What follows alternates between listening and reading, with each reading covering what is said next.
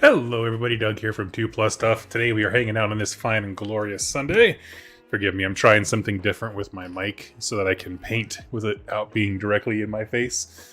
But now it's in yours. So, we're hanging out today. I don't have any big content plans for this particular stream.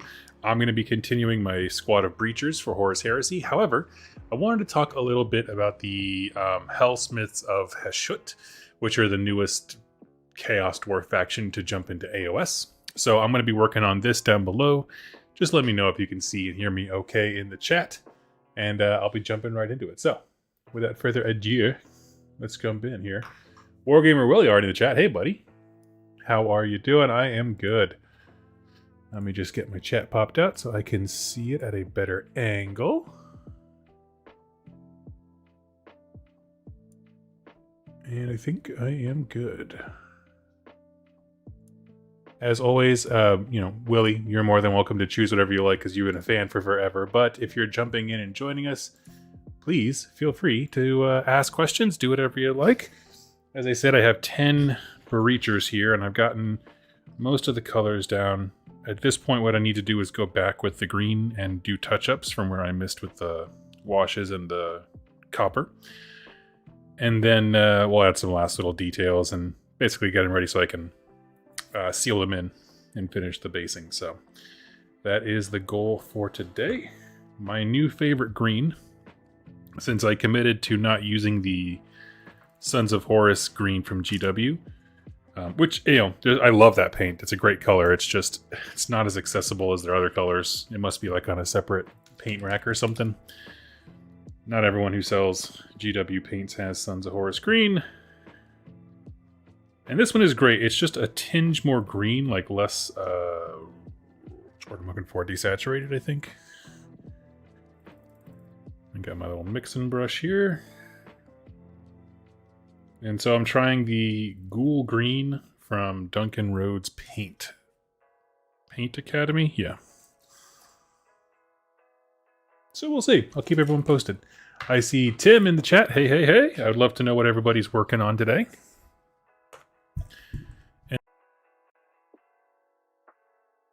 And a new mic adjustment here.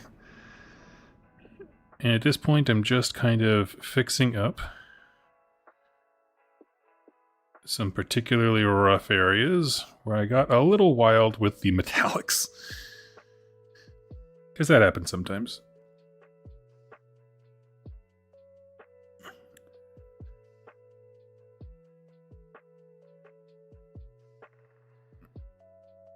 Also picking out the highest parts of the melon.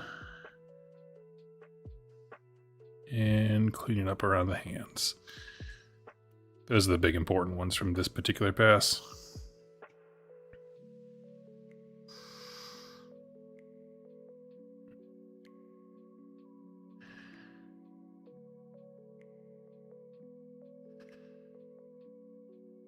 Can I ask you why you do not make lore videos when new AOS tome battle tomes drop?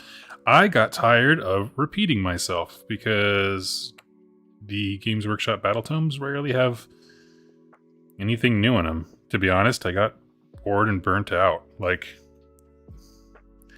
There's tiniest little bits of lore blurbs, but the last few battle tomes, even though I think that they are high quality books, they're not pushing any stories forward. And I can only read about how angry this corn guy is more than this other corn guy is before I just frankly get bored. I tried to do it with the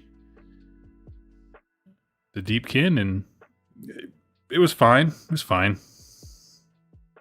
But, they're not putting anything in these. I just feel like these books are crushing the release cycle because they made a new edition and people expect rule books, but those rule books themselves do not contain a wealth of new content that I would expect. You just kind of read it and you're like, yep, that's the corn lore. Got it. Already talked about it 5 years ago, but all right. So that's the big reason, is just I got kind of burnt out.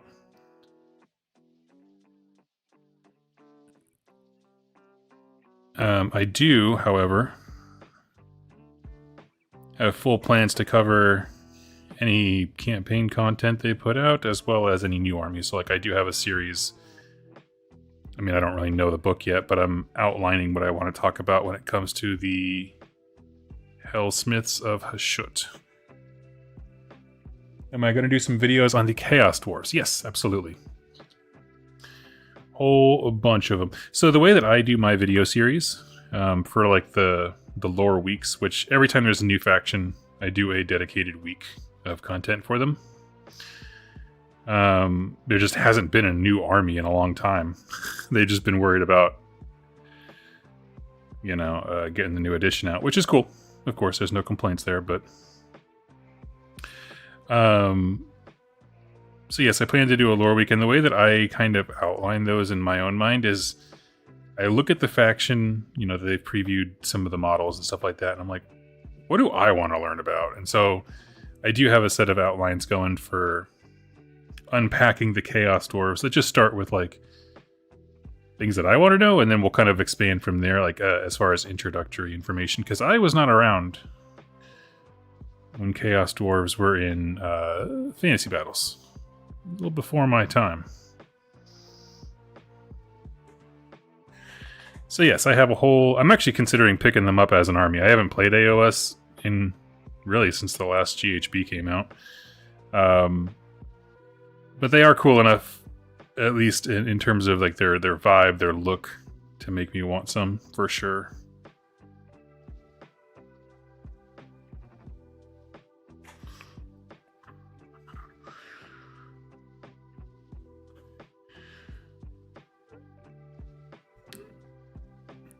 But yes, sorry, I didn't mean to seem super negative there, but you know what I mean.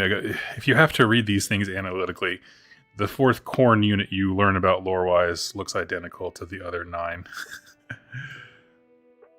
I'm sure most people can understand what I mean when I say that, but it is a bigger issue with the aggressive, not even release cycle of GW, with the re-release cycle. Just the same book, same army. And I just kind of got burnt out on it. I'm like, I don't want to repeat myself forever. That sounds awful. That sounds like, what is it, the Space Jam sequence where Michael Jordan's playing basketball for all eternity and losing? That's just how it feels for me. Just do nothing but repeat.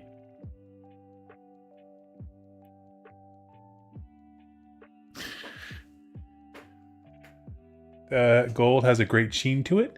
What paint did you use? So this is actually copper.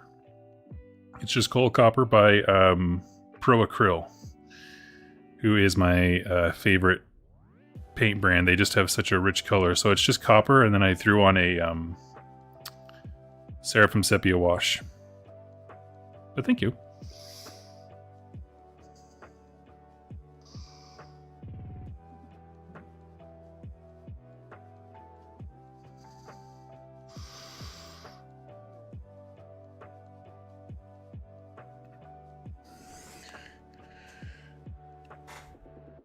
But yes, so I have videos in the works. This latest edition of AOS really hasn't gripped me in terms of gameplay, but it has. I do find it very compelling in terms of story. So I'm just waiting to hear more of that.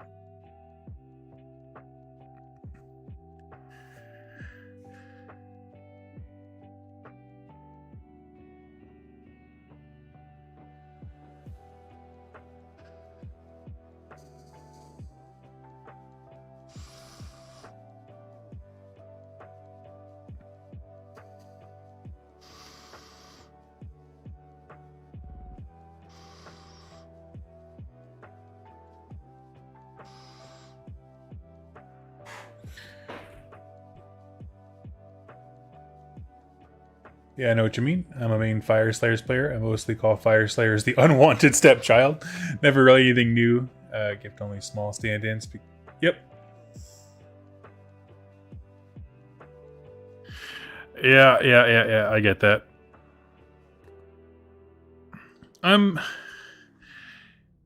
Yeah, it's just part of it also, and I don't know how many times I can say this without sounding disingenuous. I have some of the nicest local guys ever. They do play AOS specifically in a more competitive sense, which is just not my jam.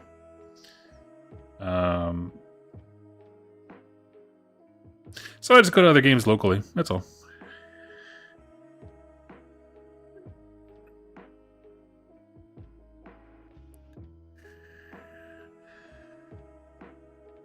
If I don't play a game, I tend to struggle to get motivated to cover it.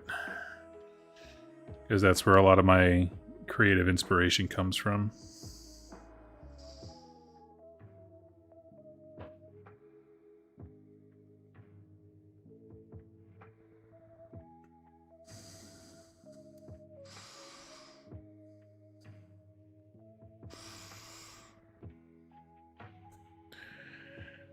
So I feel the burnout sometimes. Yes, absolutely. Yeah, you understand.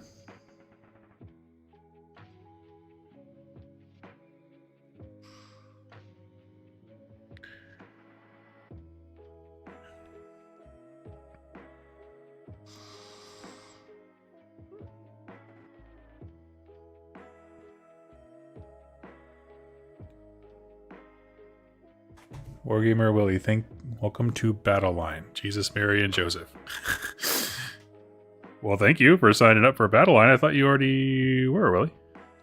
Or does it just give you a weird message?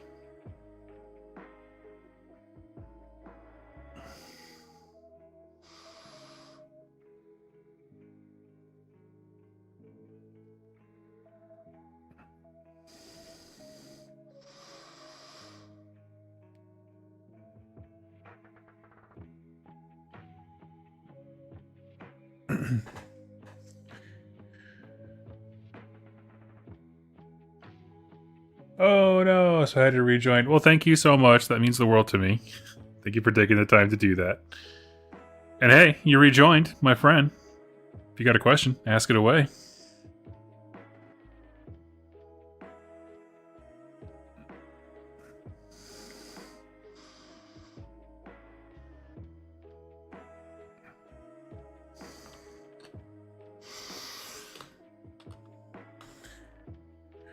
Oh, bomber, dude. I had to do that recently. Get a new everything in my wallet.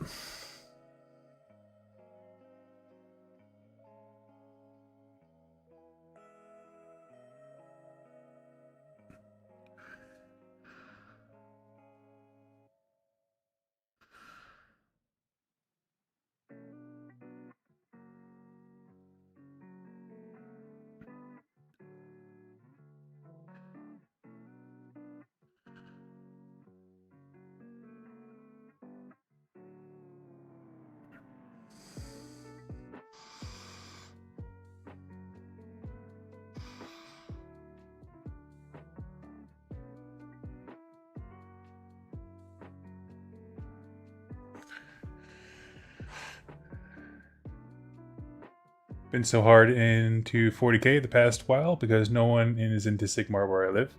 Chose Dark Angels, pretty much swords and shields fantasy in the year 40k. I love it. Pinky Bunny, I'm working on some drop plate commander I picked up last Gen Con. Do you have any advice on how to change your painting approach on a battleship the size of a goblin? Not so much for changing my approach. It's more I tend to use less washes because the blotches and the shadows don't necessarily look so great at a different scale. Oil washes tend to do a really good job. What else?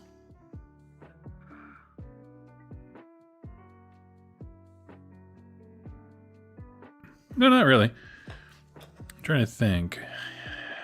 I know I've seen drop cleat commander models. I'm trying to remember what size or scale that they are.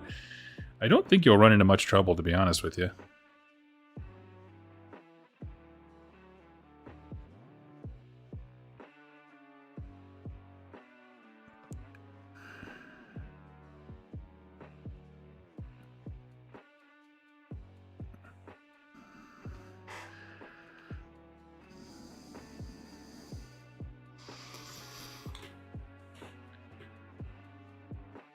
But yes, let's see. Dark Angels are a pretty freaking rad one. My buddy Jeremy actually does them as well. I have not had a chance to play against his. I've heard great things in this edition. I don't know. I also locally have more people that are willing to play a narrative game of 40k than AOS. So to that end, in addition to these guys, been doing a lot of Thousand Suns, or not really a lot of. I've been collecting Thousand Suns so that when I go to do the project, it's all there for me.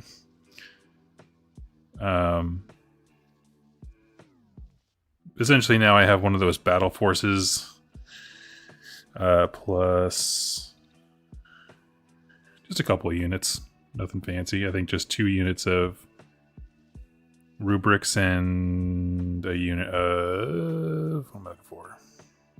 The Termies.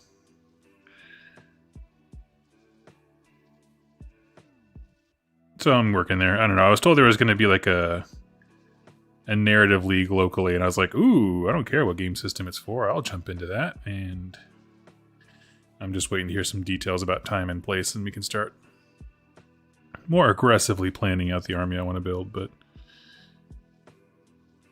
their rules seemed so interesting when they were previewing them, and I was a sucker. I had a bunch of store credit at just the right/wrong moment to make a bad decision and got myself the Thousand Suns Battle Force. I accidentally got it a weekend early by accident. I was at a store and it wasn't supposed to be on the shelf yet. Some employee put it up there early by accident, and I was like, oh, you know what? I have been thinking about these guys. Checked out and everything, and then as I was painting pictures of it, the store owner was like, how the hell did you get that? He wasn't mad or anything, it was just funny. It's like, how are we already out of a product we're not allowed to sell yet?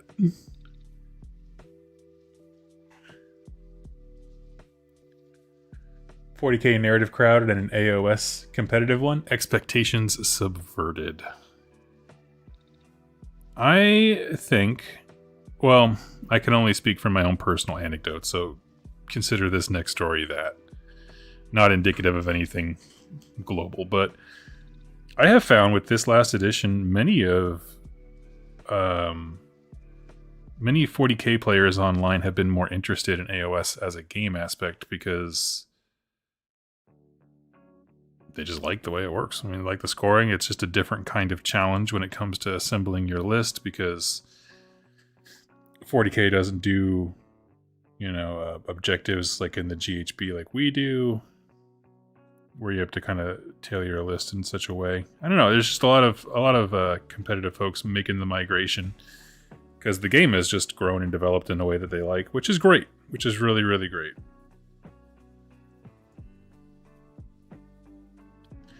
I just found with the new HB that I feel like I'm trying to keep track of too many things. And I like the simplicity of 40k being like, hey, this turn, screw that guy up. Oh, okay, I could do that. I could follow that order. This other turn, screw this other guy up. Go get him.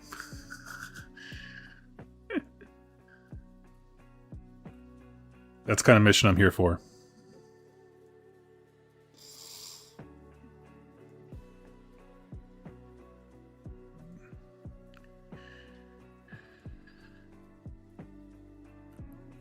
Same thing with Heresy at the moment of just like I just my brain is really clicking with the rule set. So yeah, brother, let's keep playing.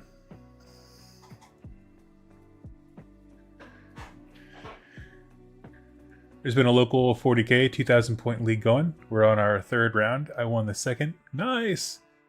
Going 4-0, but someone had 3-1. Had more points. Yep, totally possible. Which is a thing that I kind of love about 40k and Heresy is just the point differentials you can get and still have a winner and a loser are pretty freaking cool.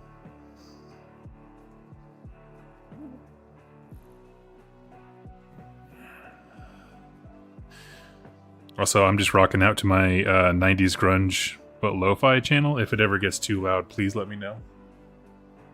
And super fun because I'm rocking an all lion, all melee narrative list. I love it. And to me, honestly, when people talk about game balance and things being too good, this is kind of where I always struggle with that conversation, and I always have, even since I played War Machine and Hordes, which is, if you build a list that is 100% narrative and fluffy, but still kicks ass to the point where it debilitates the meta, I'm still okay with that. I don't care about the Astra Militarum player who can come in and leave lower people off the table. Like, if I lose playing to a list that looks like it was pulled out of a 40k novel, I don't really care. It's when you get the janky stuff where it's like the battle tome or codex or whatever literally says that this would never happen. You can't have more than, X number of baby Bjorn Grey Knights. Whatever it is. Obviously, they don't make hard statements like that anymore. But, if they say something is exceedingly rare and there's 9 of them on the table, I'm not happy. But if it's like a narrative army, you can kick my butt all day long. We'll still have a great time. No salt detected.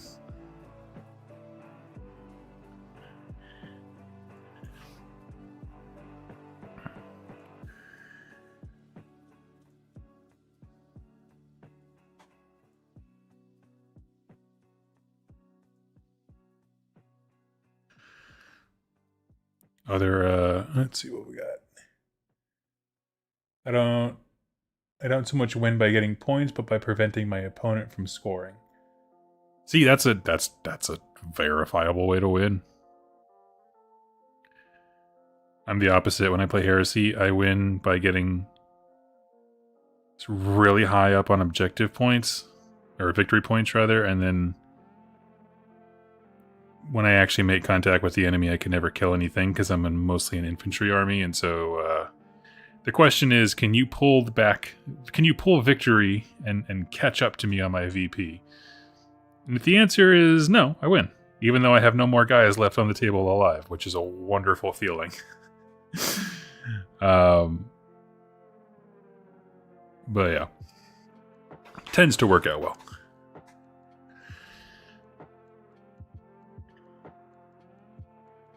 I played everything from Beasts of Chaos to Savage Orcs back in the day, Bone Splitters.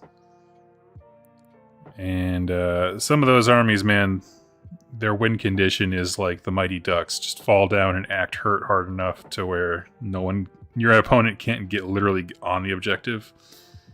And then you win.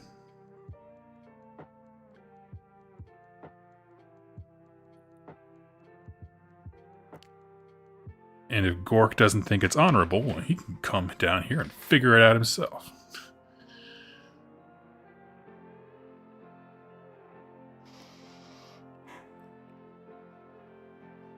Wrath of the... Oh, my league is 0 vehicles, all infantry. Nice. My infantry heresy list isn't even that. I mean, heresy is a little different in terms of balance amongst vehicles and infantry or whatever. But yeah, I totally get it.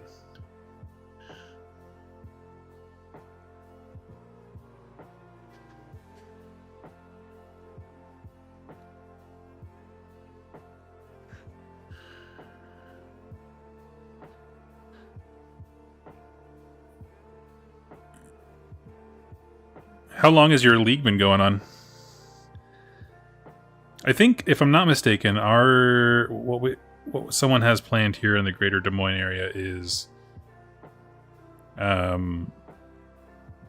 something like a short, slow grow progression to like get everybody up to a event-sized army, and then having like a weekend narrative event type thing. That's my understanding of what the quote-unquote plan is. So, my point being of like, at least I'll get a lot of opportunities to get some games in and test stuff out. My 1,000 Suns that I'm looking to do is going to be a rubric-focused one, because that's just the part of the army that interests me visually. But, and they're pretty good. At least they seem to be. I don't know. Everyone's complaining about them online, so that's a good sign.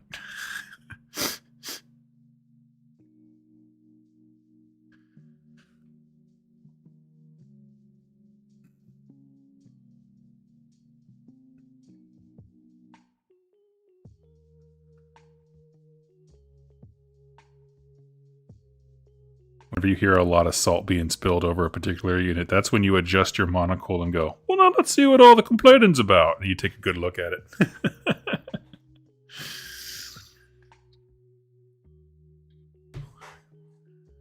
Round 3 just started 2 or 3 weeks ago. It's 5 games this time. Okay, so you play a certain number of games per round. That's cool.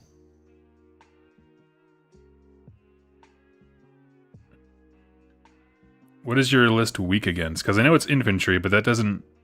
40k is a different game. Like, an all-infantry list in Heresy means I struggle with tanks, but, you know, since whole points and stuff like that work like wounds in 40k, I don't actually know if that's the same.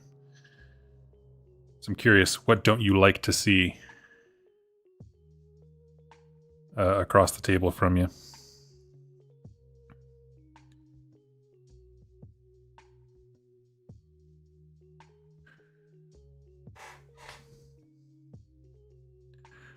For me, it's always armor. Always armor. Although that won't necessarily be the case with my 40k Thousand Suns. Because I'm taking the detachment with rubrics. I don't know why that word... I keep saying phalanx in my head. I'm like, I know it's not phalanx. I know it's rubrics. Anyway, the Thousand Suns ended up being able to take quite a bit of their old vehicle roster, Chaos Predators and stuff like that. So I think I'm going to do a few of those.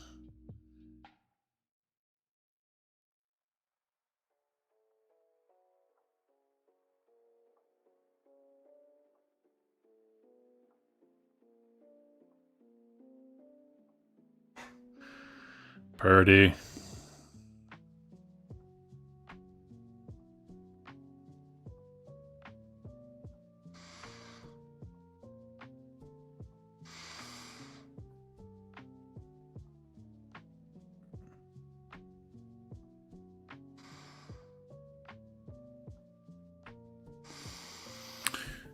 Okay.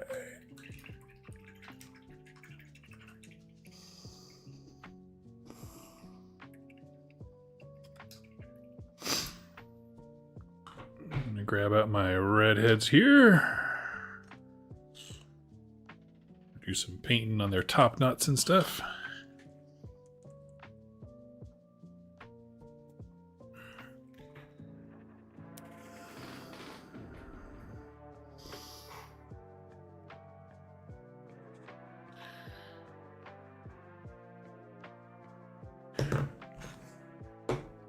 Let's see. Okay, so Hellsmiths of Hashut. Got my brain kind of focused on that lately.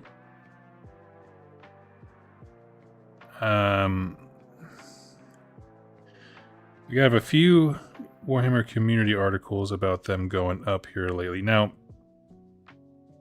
I'm very, not nervous, not confident about doing the Hellsmiths lore series because I feel like I'm going to get bombed of people in the comments being like, these are way less cool than the old world fantasy versions of Chaos Dwarves. And then I'll get a lecture about how I was wrong about everything regarding them. But I've come to expect that from any time I talk about the old world. And I don't really know how 40k lore channels handle it. Just the sheer amount of information in the past.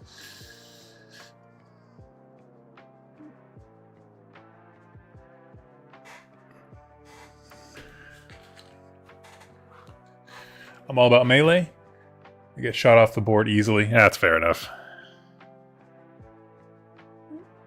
40k is also the game with all of the guns in the whole world, so...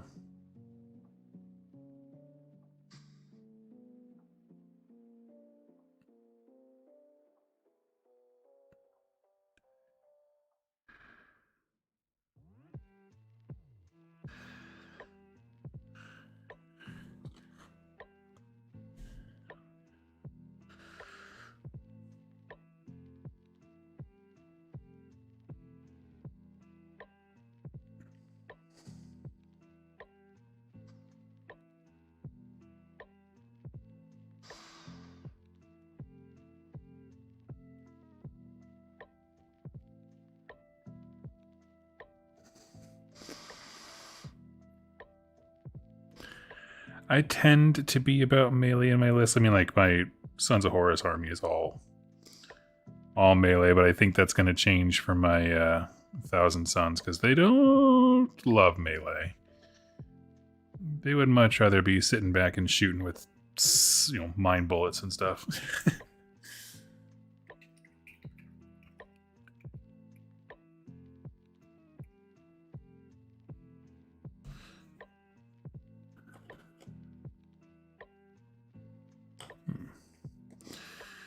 Just gonna do a once over. It looks like I missed a little dot of copper on someone's armor.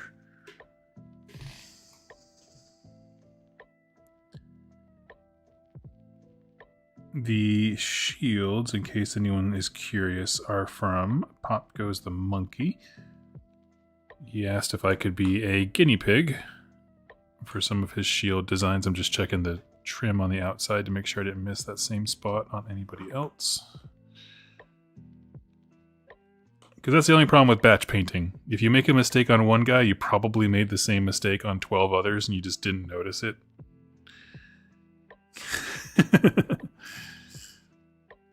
I did pretty good.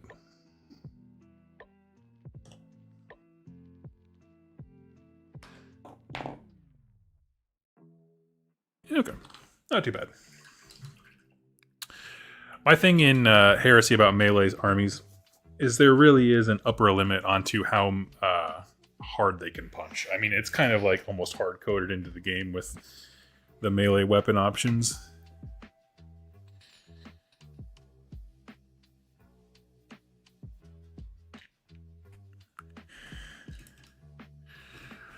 Because over there, the weapons don't have damage they do have damage profiles now, but like they increase what the model using is, so a power fist is +3, not like a different damage profile. So if the strongest person wielding it is strength 4, it doesn't actually matter. There are some other rules that make it important, but when it comes to vehicles, you can have a rough time.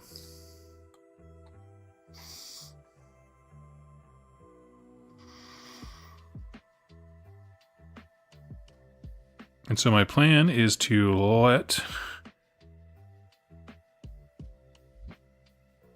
these bases dry, take them outside and seal them, and then I'll come back in and add just a little bit of detail to the bases.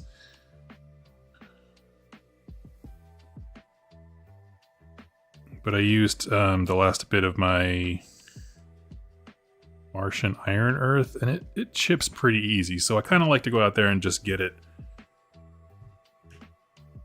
stabilized and locked in place before doing too much more with the basing. When you paint 35 capes before deciding you don't like the color scheme, exactly right. I had that. I painted most of an orc army and then sat down and was like, you know what? These guys are looking a little Denver Bronco-y. We need to not do that. And then I had to change it on the fly. I think I ended up just selling that army because I was like, I can't.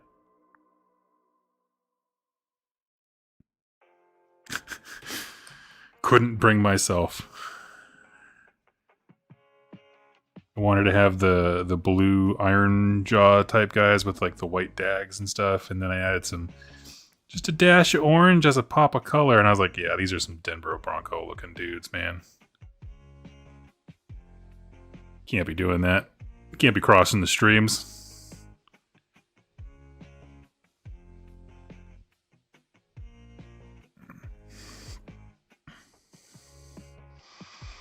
Especially because I don't like football. And I don't want to have the same thing happen to me with my t-shirts that happened with my army, which is I go to Goodwill and get a cheap t-shirt just to have something to wear, ruin around, and it's always like a sports shirt. People are like, oh man, I love that team. Cool, what sport is it? I don't know, I just saw the logo and it fits well. I don't need that. I don't need to be playing my orcs and someone's like, oh hell yeah, Denver Broncos, bro. Get out of here. I didn't come to Adepticon to talk about sports. What's wrong with you? That's Blood Bowl.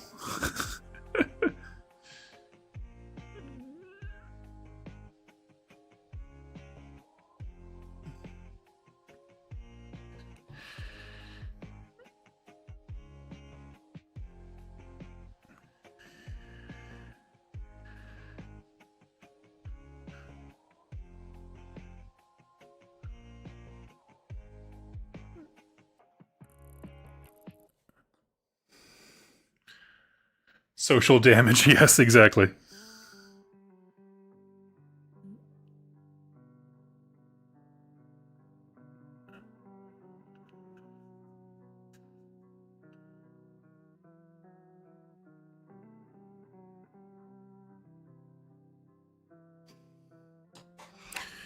Nice, they turned out pretty stinking well, I must say.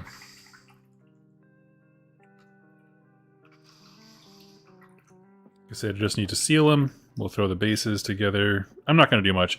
Essentially what I'm going to do is take each one of these guys with a slightly brighter... squig orange is a compatible color, but it's just a hair brighter than the Martian Earth. So I'm just going to, after it's sealed up, just kind of dab the little edges to add a little bit of color variety.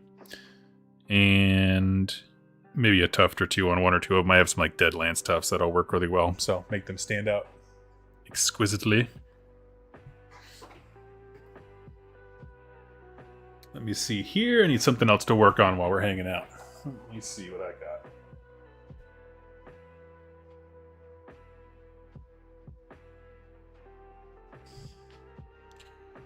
Do I have anything else primed and ready to go? Oh, you know what? I wanted to show something off here real quick. 1 second. Let me step away from my computer.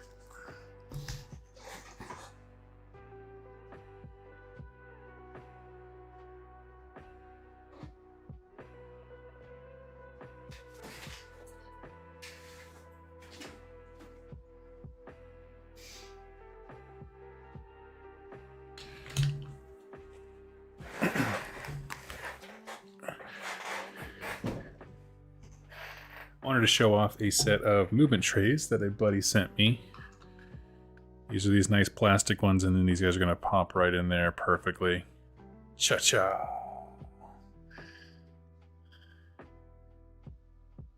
Oh yeah, that looks good.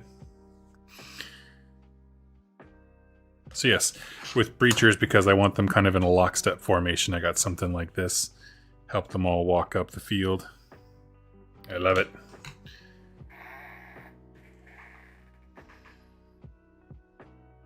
All right. So put these guys off to the side so we don't get a ton of black rim paint everywhere. And now I can build something that is just for me.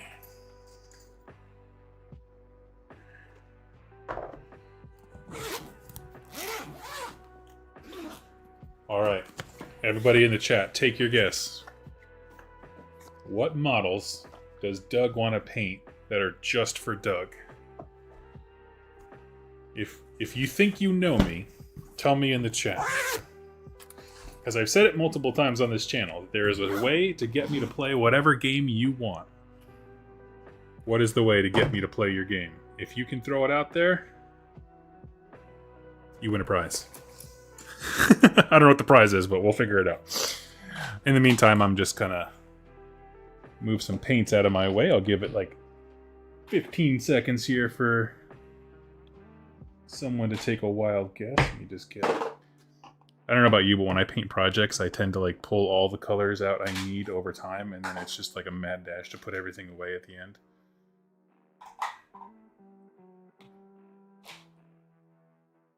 Right, silver, black, okay.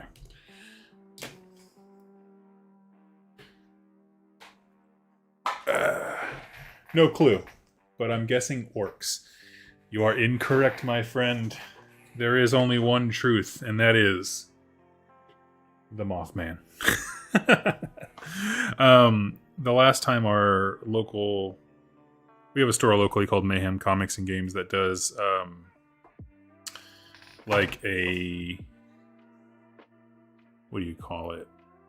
Like a garage sale type thing. You can bring in whatever models or games or whatever you want. You sell them at their location on sort of like a big book fair style day, and then all your sales are turned into store credit. So I treated myself.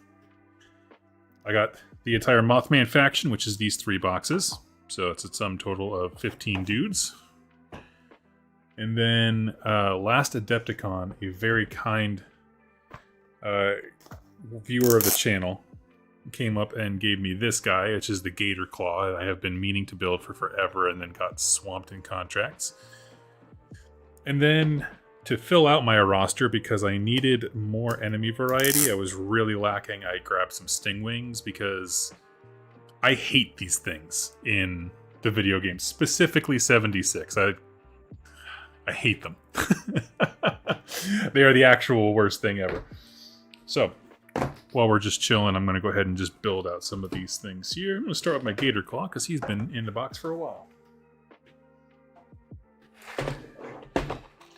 Cha, cha, and cha.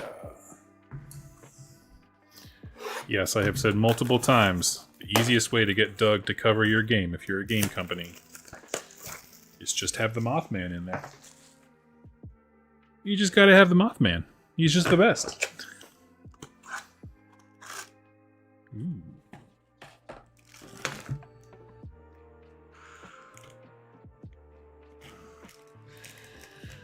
Yep.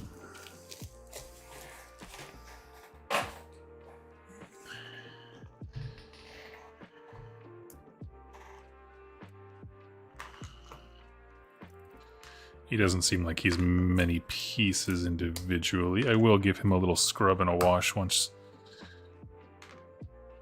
I got him mostly together.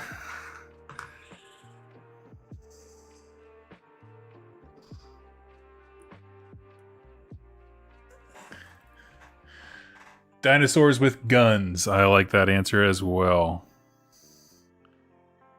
I recently went on to the... any of y'all play Mantic games? I was on their site recently looking up Halo Flashpoint. And I saw that I know that they've had a game called Warpath for a while, like their not kill team kind of a thing. But I think I did see some, like, either rats or dinosaurs with a bunch of guns. And I was like, that is actually really cool.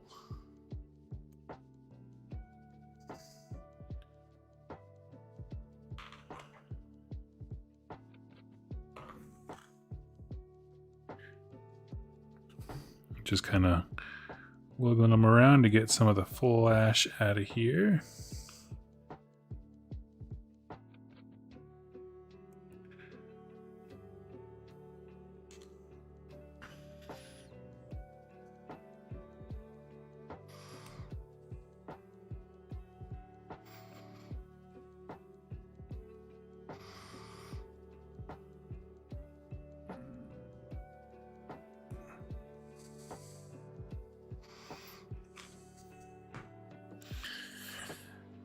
Is anyone here a fan of the Fallout series on Prime? They announced, well, they showed the trailer. If you haven't watched it, I highly recommend. I enjoyed the first season. It is, you know, if you're a purist, you have to understand every single time your favorite thing jumps mediums, there's going to be a few changes, and there were. But nothing that soured it for me. I did have to resist the urge to, like, tell my wife everything that's wrong with what she was saying. Like, no. That guy, that's Robert House. You don't even know. You don't even know. She was like, what the hell? Everyone online is freaking out about this stupid dinosaur in the background. That is the dinosaur from New Vegas? You will watch your mouth.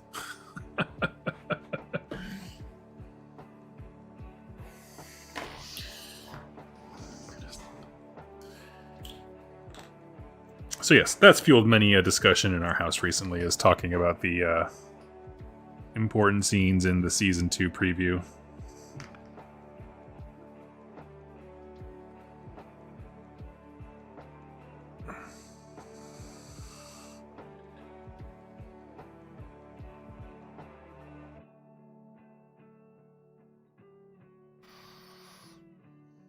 Well, we're already off to a better start than all of the Saturnine Terminators from Heresy in terms of building.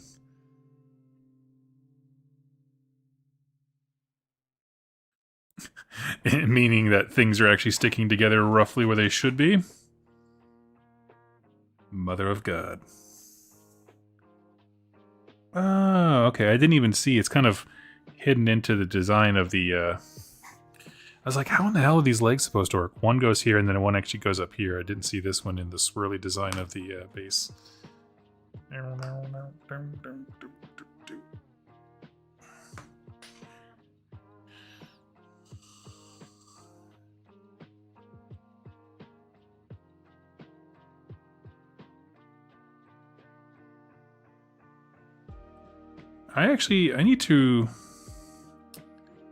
I really need to replay Fallout 4, specifically just for the Nuka World part.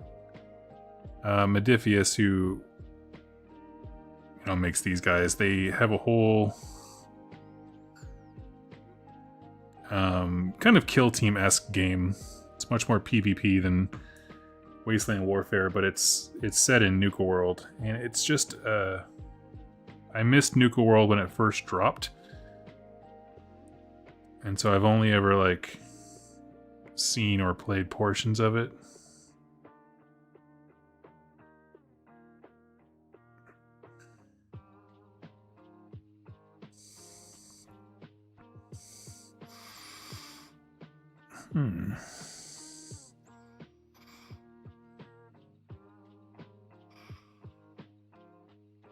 Interesting.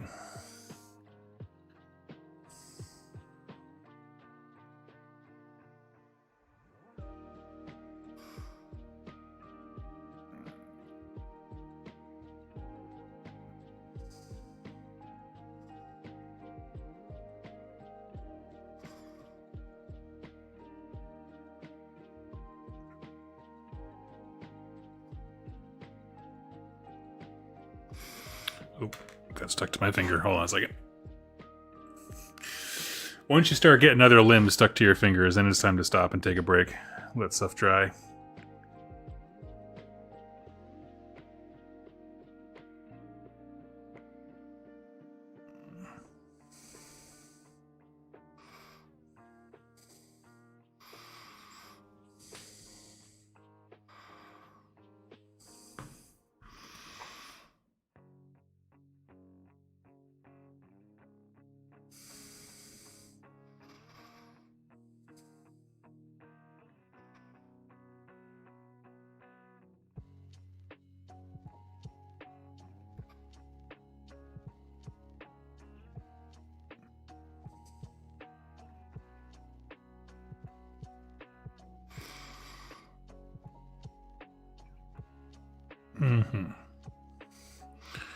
We're just going to let him sit for a second and dry so that I can get the other arm on without any issues. So that's cool. We'll move on to the next kit.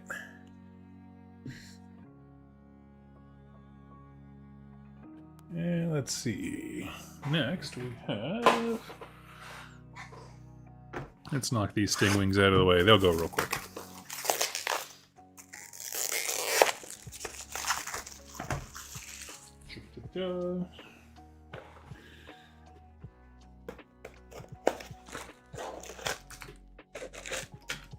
I have the biggest problem with these guys in Fallout 76 simply be... Oh, this one's like a clear... Oh, he's like the legendary one. Oh no, it's their wings. Fascinating. So I could build them without the wings. And what if I washed these and just sealed them clear, and then I could put like a contrast, a thin contrast on them to kind of give them some depth, and then painted these up like regular. I dare say that's an idea, friends. Also, they are way bigger. This is like damn near the size of the gator claw. Sorry, hiccups. Killing me.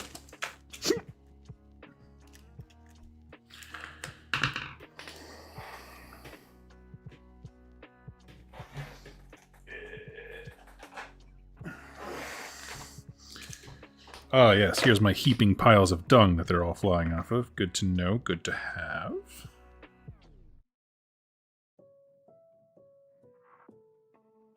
Okay, this looks like this boss man. Yes, because that's his legs curled up, so we need that. This is also his base. I see the bottle there. They painted it wrong. It's supposed to be Wonder Glue, but that's all right. We'll forgive them this time. We'll see how it goes.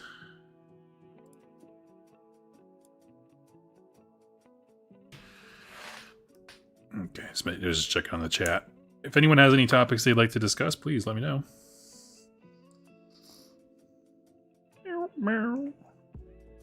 Oh, since I'm on the topic of Fallout and I'm looking for things to talk about, I will say, if you have not tried the 76 update, highly recommend it, even if you don't like Fallout 76, because I do think that that is the direction Bethesda is going to go when it comes to how they do camp building in the future games. So they did a big rework to the way that camp building works in 76, which essentially was like settlement building in 4. But what they just launched was the ability for players to be able to, like, rather than having everything be snap form and snap fit to a grid, now you can actually merge items, and so you can use things to create, like, I mean, in-game realistic looking sets that are incredible. So I've been spending a couple of days building up my particular camp, or one of them. I have 3. And one of them is a used Corvega sales lot. So I have a Corvega car and a tow truck and a whole bunch of stuff like that on my camp, as well as I have a Raider Surprise camp, which is just nothing but trash and upcycled things to create a cool camp. And then one is like a traditional Appalachian adventure, like log cabin type, you know, more human stuff.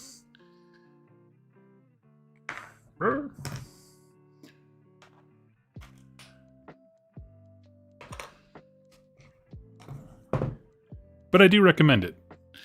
It is an interesting, it's a big change to the user interface that they've had in Fallout games for forever.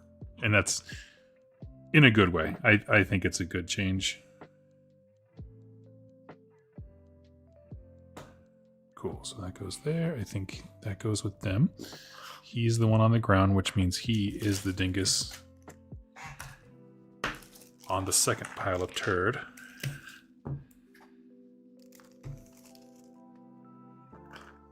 You know, I was thinking about the wing thing. I could do that, but honestly, I think I might just paint them. I know they're clear, but there's also part of the back in there, and I don't want that to be clear on my final dudes.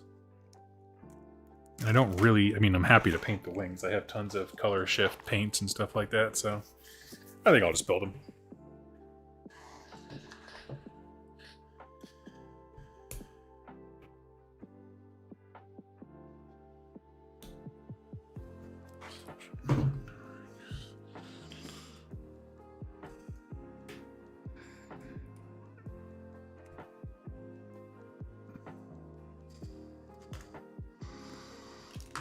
Ooh, okay. Oh, his body's like lined straight, isn't it? Oh, wow, okay. I didn't even see that in the box. He's kind of like facing away, his butt's covered up by the wings, and I was like, is this guy like planking?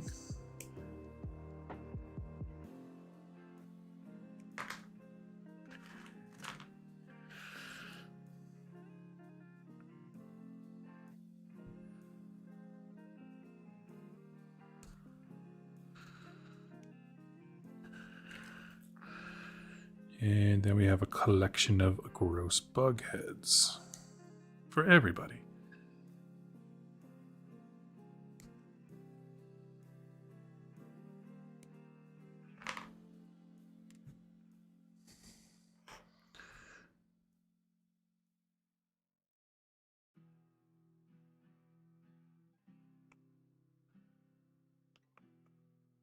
One sec. Sometimes with these parts, you just kind of have to roll them around to see how they fit.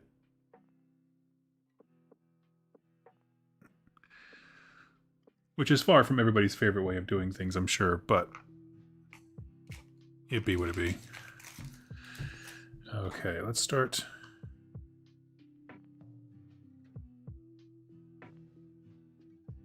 Oh, you're the legs.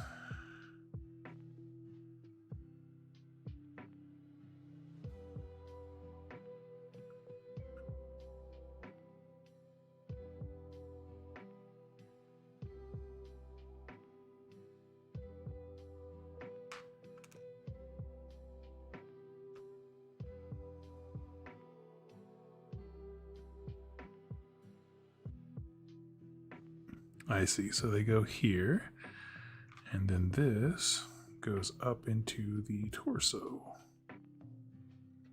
Aha, I gotcha. Okay. Now we're cooking with gas. They don't really come with instructions, so it's a little bit of, trial and error. A lot of dry fitting.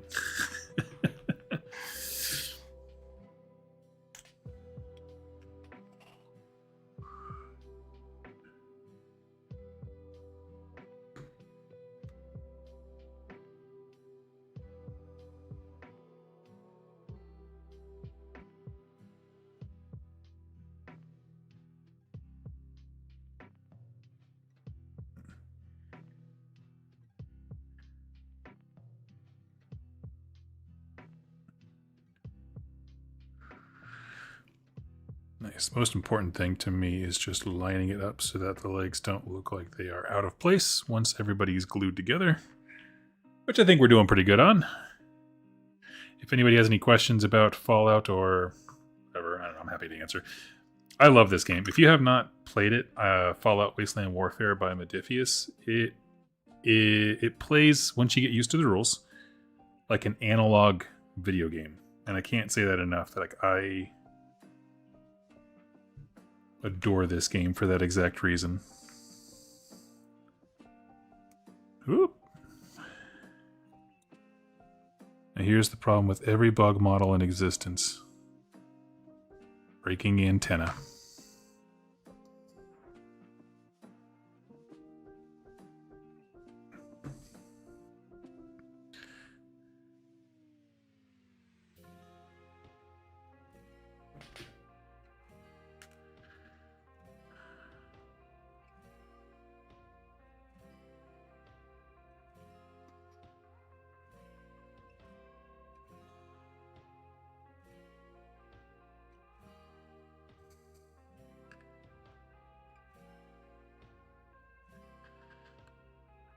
Ooh, got it on there.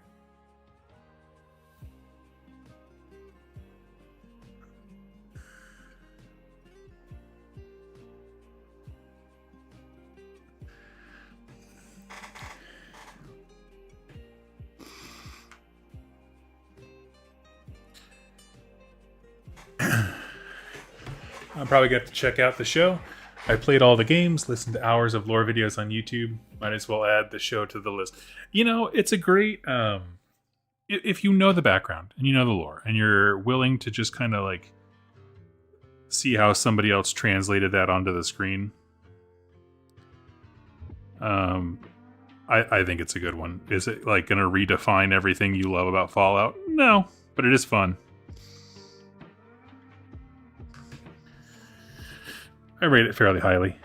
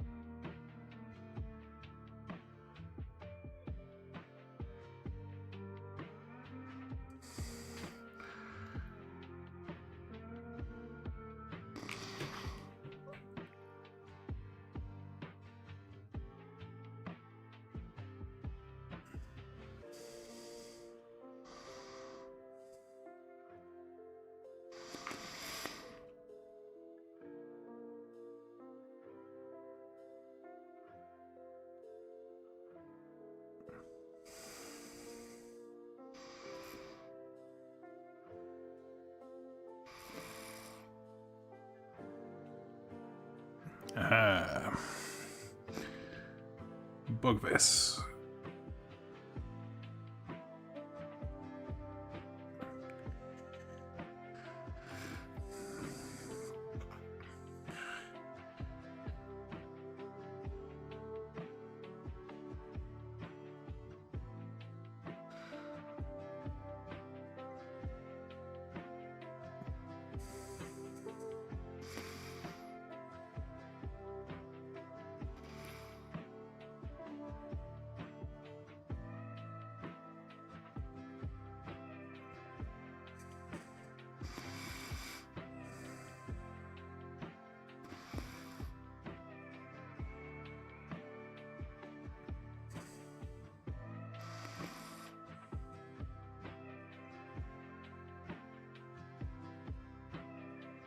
Yeah, it probably helps if I don't put it on backwards. What do you guys think? Fallout is such a wild universe. Oh, yes.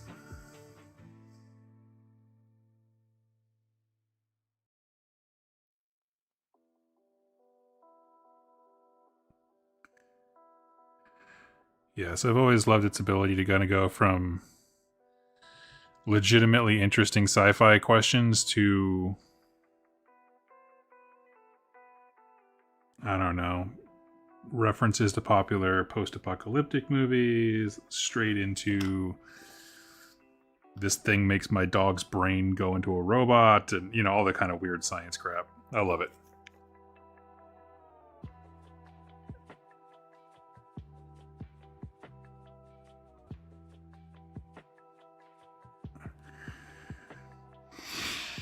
Sorry, this thing just does not want to stick, so I'm just giving it a second. But yes, I will say, if you've invested that much time into watching everything else about Fallout, the show will not disappoint.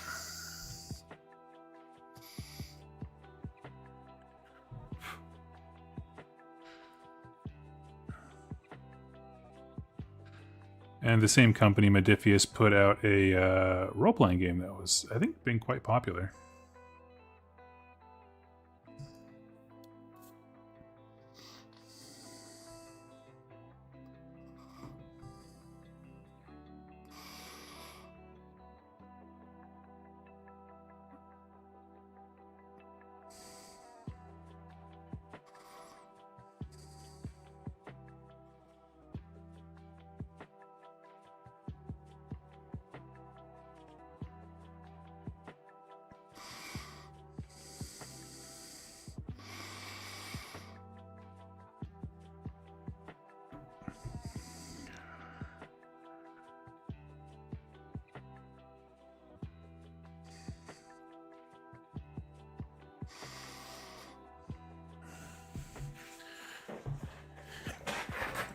I will ask this, though. If anyone who has played a Fallout game, what is your favorite vault in terms of...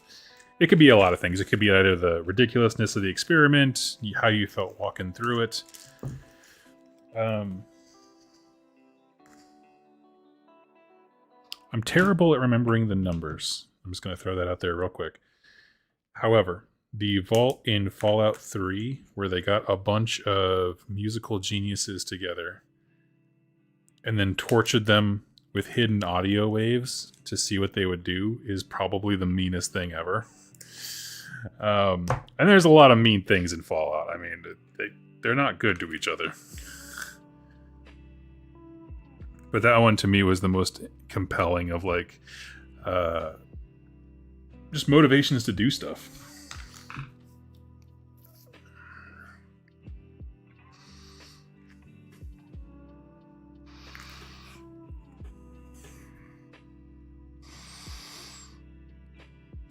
My wife really liked the scene. So at the end of this is there's no spoilers in this next statement, but at one point in the Fallout TV show season 1, there's like a flashback to the various people who organize vaults, and they're like, "Oh, what if my vault did this?" And like you get to see them basically discuss their ideas for vault tests. It's like a montage scene. It's really short, like I said, not a spoiler, but what I always thought was really interesting about that scene, and it really gripped my wife, was just like seeing everybody get so excited about their little experiment. She was like, "Who the hell would do all this?" I'm like, "Yeah, dude, it's Vault-Tec, bro. They're not good, dude." It was cool to watch somebody else have that first realization of like, "Oh my god, these people in Fallout are awful." I'm like, "Yeah, man. Awful like a fox, bro."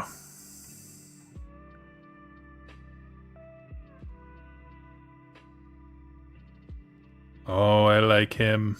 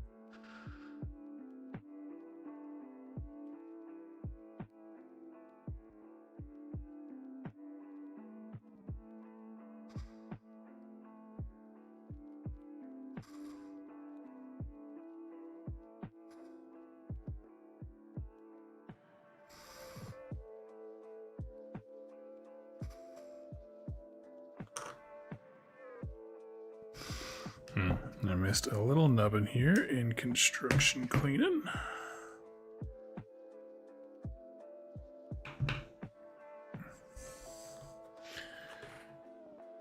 Yeah, so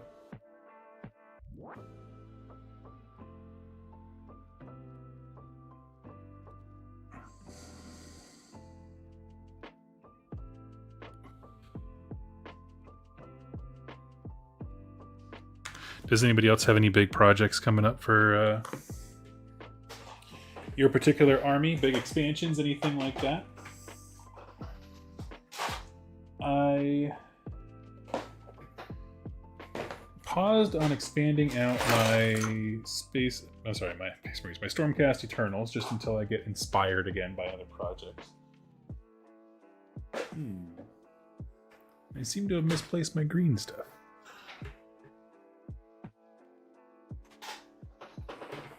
I was gonna make a little dot of green stuff just to support these guys.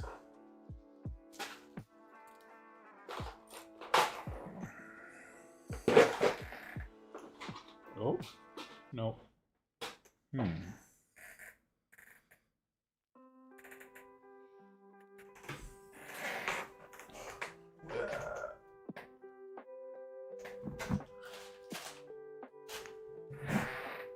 Weird. Yeah, all my green stuff went and ran away.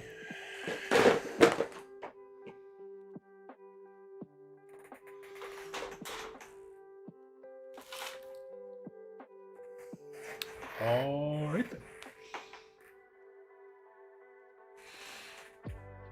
Again, Cathay Battalion Box whispers sweet nothing to me from the shelf. Ooh.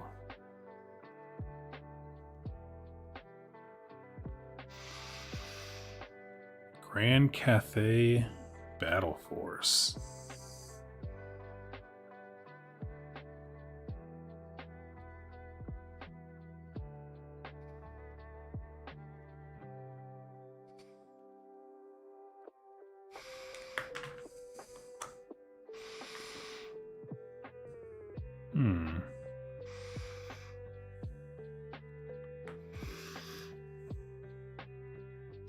Give me 1 sec.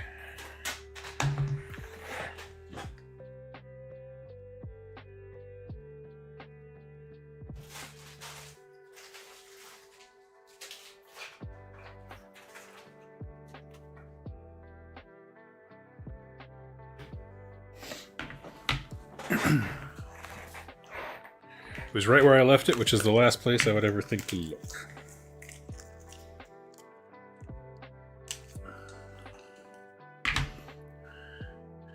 I've been interested in that one. It's just Fantasy Battles just really doesn't do anything for me as a game system, which is interesting because I had a good long think about it. It's like, do I want to play this? Because I don't seem to mind the rules complexity. Like, it's quite frankly, in terms of design, much closer to Horus Heresy than it is modern AOS, right? And so I was like, you know, I could maybe see myself getting into it. And then just, I don't know, I just haven't felt really compelled since seeing the battalion boxes. I thought Cathay would be the thing that got me in, and it just really wasn't.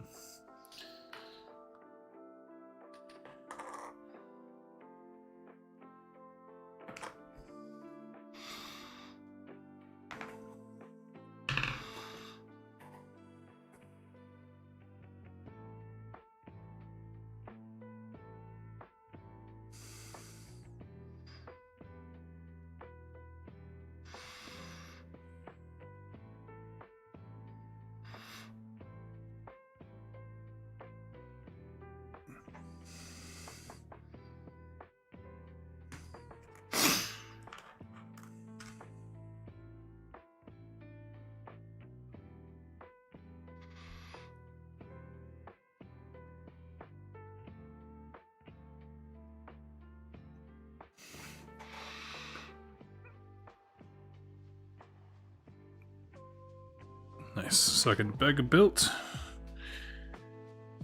I can't land on a paint scheme for them. So until then, they seem tucked away. Exactly. Have you decided you don't like the Jade one, or are you going between like various paint schemes, you know, within the set, or are you kind of doing your own thing? I'm just kind of curious. I literally cannot think of a color that they will not look killer in. So it's truly a matter of whatever will make you happy.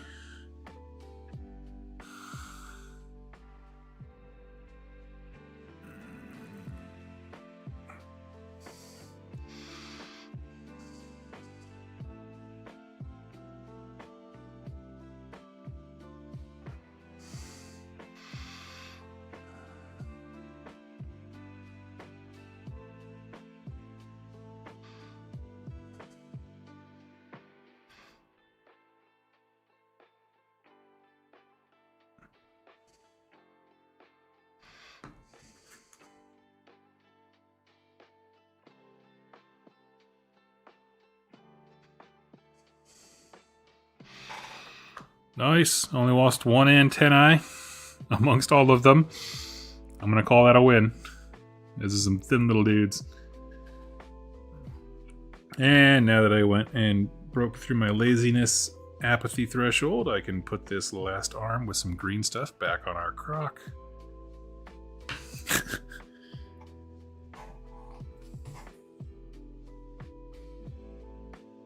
I always make custom schemes. I love it, respect it, totally understand the paralysis that comes with it.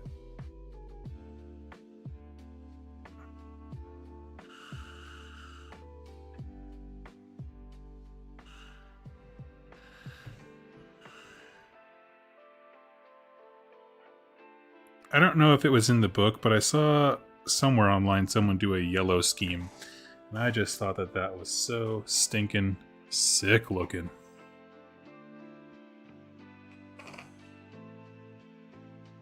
So what I do is I just get the tiniest little smidgen, just barely enough that you could call it green stuff, more green speck.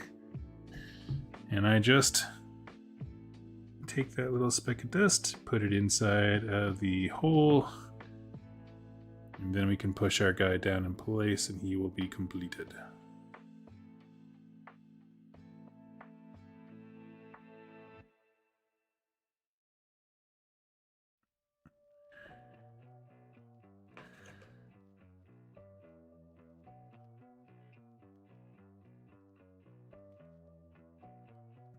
Why don't you want to stand up straight, my little guy?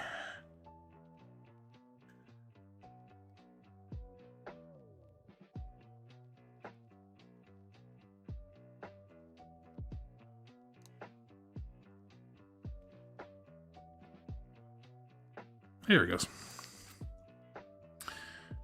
Oh, I see. It's this little claw. Did not quite want to sit.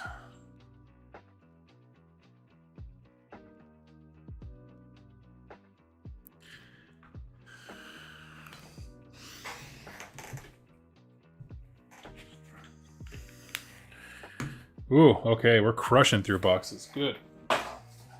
These things have been sitting here for months. I want my dudes built. Next, we're going to start with the Mothman. I'm the one fool who struggles to paint yellow. A whole army of yellow. Yeah, I did it. I think I've only ever painted an army yellow once, if I'm not mistaken.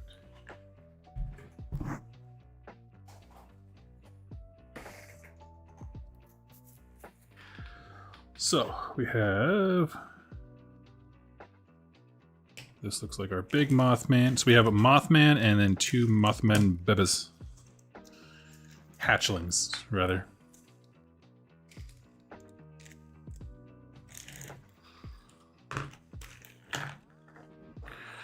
This one's just a turd who just gets glued to the base, which I love. Fantastic. Makes me feel like a modeler. And then there's Mothman hatchling who's flashing us, so he'll go there. He has 2 wings.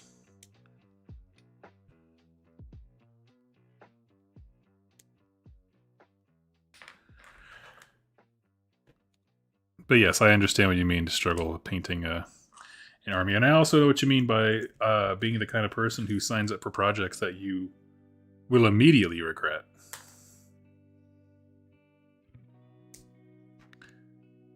Like when I told everybody, oh yeah, I'm going to start Lumineth Realm Lords, and then I built 3 models, and I was like, I'm actually not going to do this.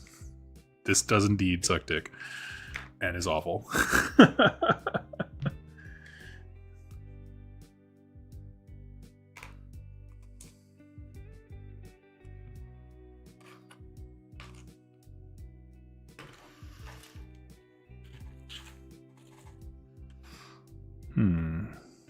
Let's see.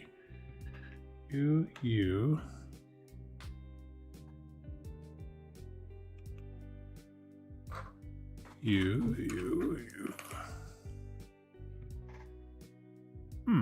I seem to be missing something. The other set of this guy's little legs. I have one side that goes here.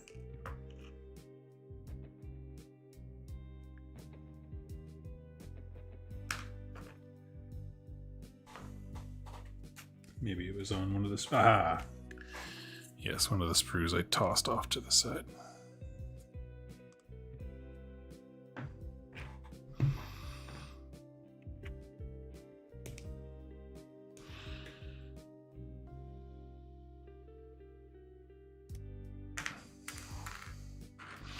Yes, I started Imperial Fists once. That was more of a painting project just to try yellow. It wasn't trying to be an entire army. But I got through like 2 squads and I was like, no. No.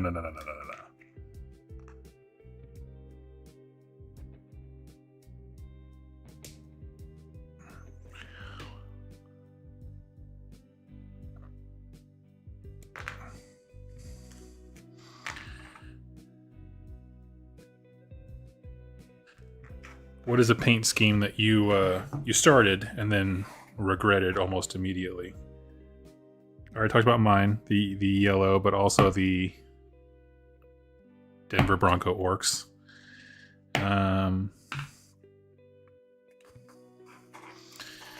to think of other ones from me specifically. Not so much painting, but basing. My did a really beautiful Nurgle army for AOS a long time ago. And I was like, I'm going to go all out on this project. I'm going to do crazy bases. I'm going to do blah, blah, blah, blah, blah. And I did all those things. And Alexander wept, for there was no more kingdoms to conquer. And then when it came to expanding that army, like as points change and stuff like that, I realized I had made the bases so complex that they are no longer fun to add models to as a project. Like, it just requires so much to add even a single unit that I was like, I'm done. I hate this. I don't want to roll any more bases. Who could have seen this coming? Consequences for my bad ideas? So anyway, I've never done an army with that much basing effort for that exact reason.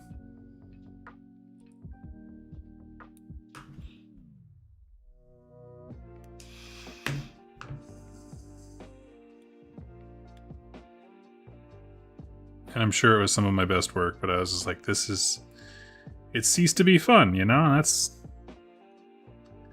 the thing about this stuff. If at any point it stops being fun, it's not for Doug. What's the wooden...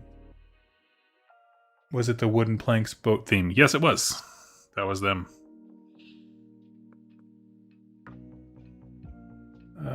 White Cow, 3,000 points. You know, I will say, I know it's not everyone's cup of tea. I really liked the old Tau look with the ochre. It looked utilitarian, which is sort of the vibe we get from knowing their background. I don't know. The white looks stunning. It really does. And I completely understand why you started it and regretted it.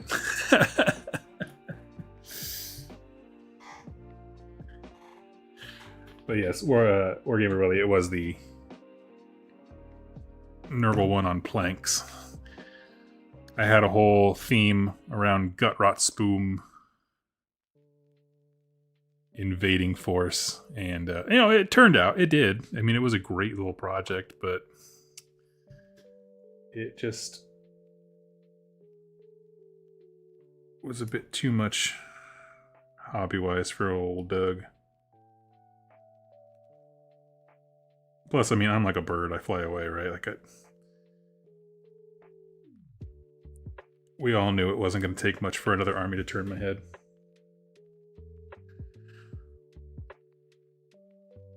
And right now I am looking at getting Hellsmiths just as, at least if nothing else, a modeling project. Yeah. Man, these little legs.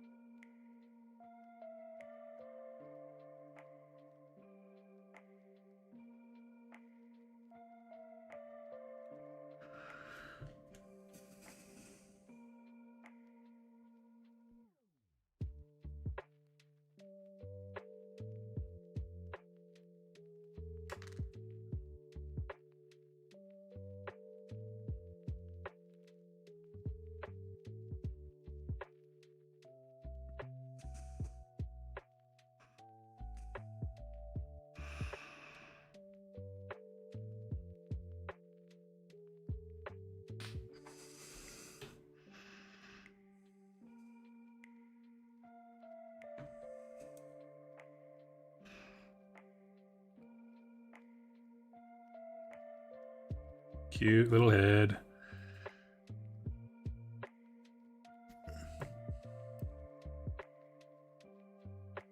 Let's see. I tried a flooded cathedral basing scheme. Lots and lots of resin pours for stormcast, ankle deep water. It was hell.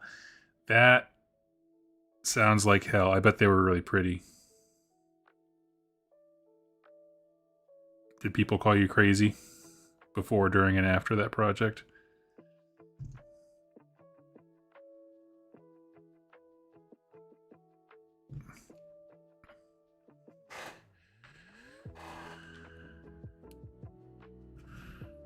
All right, most important model, Mothman.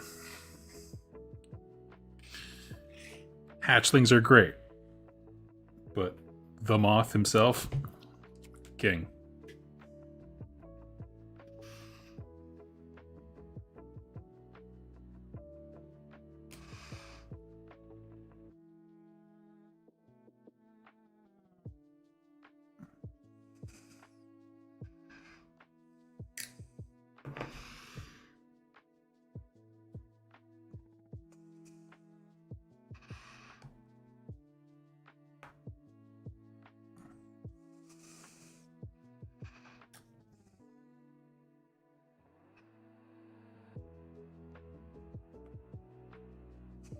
For those of you who play 40k, I had a moment where I was insanely interested in Tau just when they got the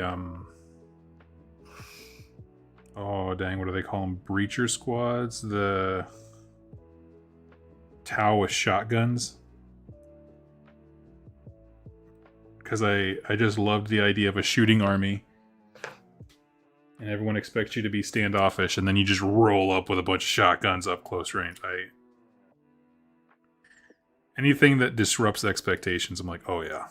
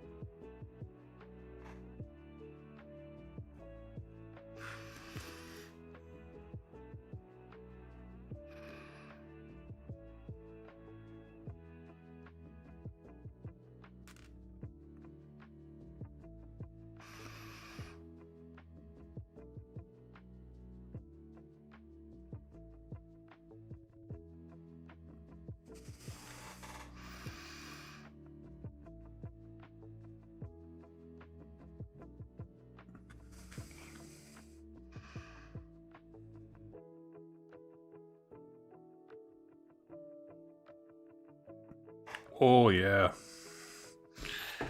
She's a moth beaut.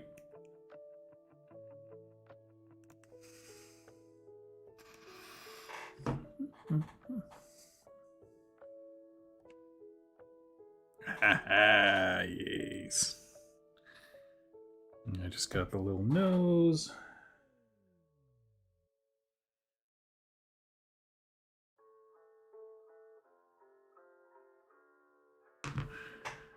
I managed to get it right on 15 bases before losing all hope. The remaining 35 lots of rubble. Maybe a puddle. See, that makes sense.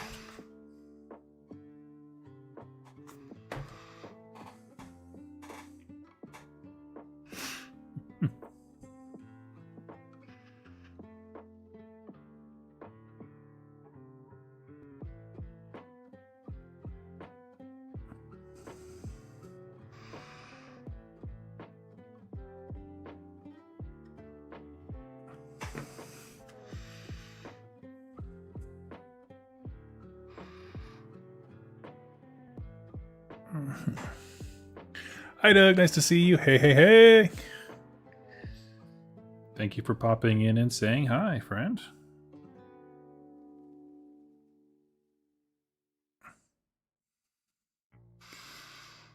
Oh, yeah.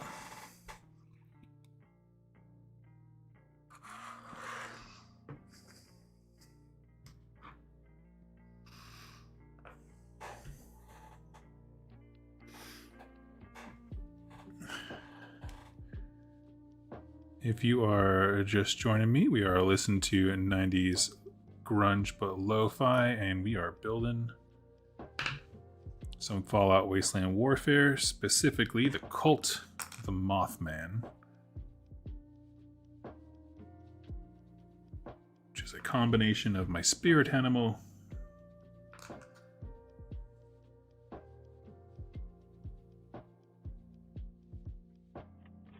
and favorite in-game faction.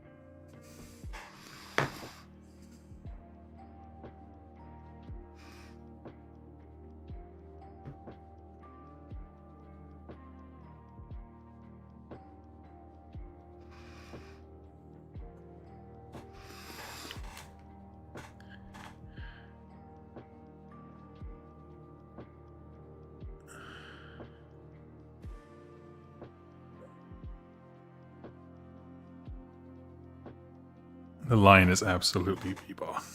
Is that your grand strategy for winning as the what do you call it? Dark Angels? Just basically put the lion on the board and have everyone walk around and be his coterie.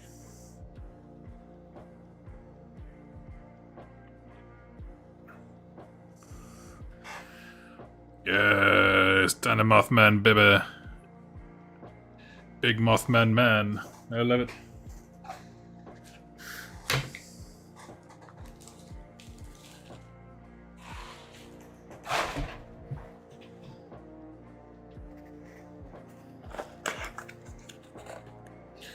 Now we got some infantry to build.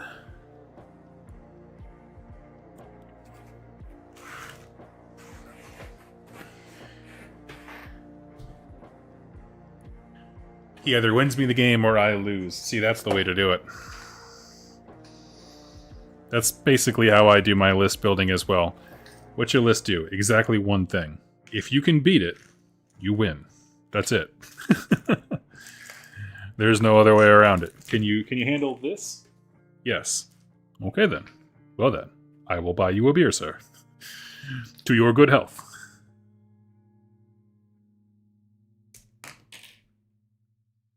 Oh, that was unexpected. Okay.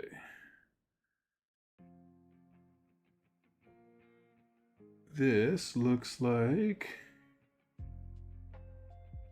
our girl rocking a shotgun, so we'll put that over there. Here we've got a cultist with a heavy flamer, it looks like. And that's going to belong to him. Next we have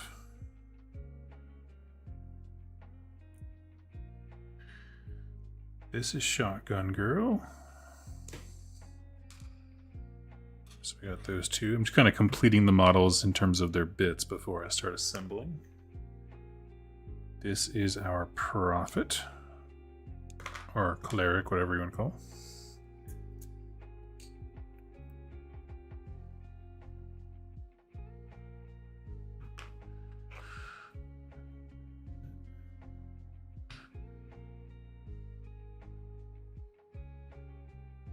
Those are all the parts to our cleric, their head and everything.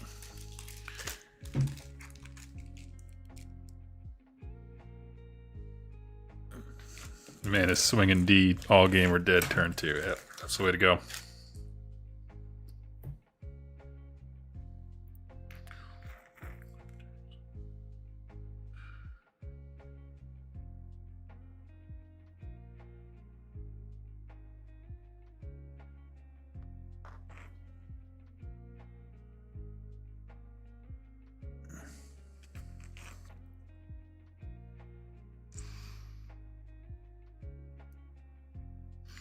You get a double barrel shotgun, which is right here.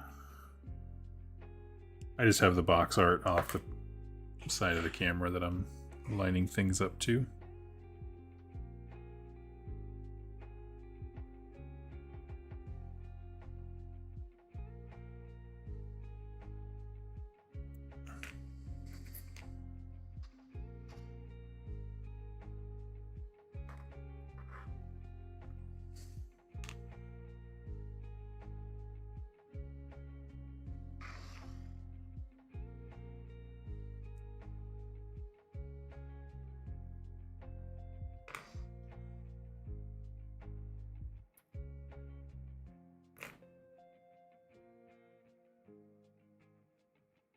Aha, okay. Got the arms mixed up. And these kits are interesting because there are actually a few extra weapon options.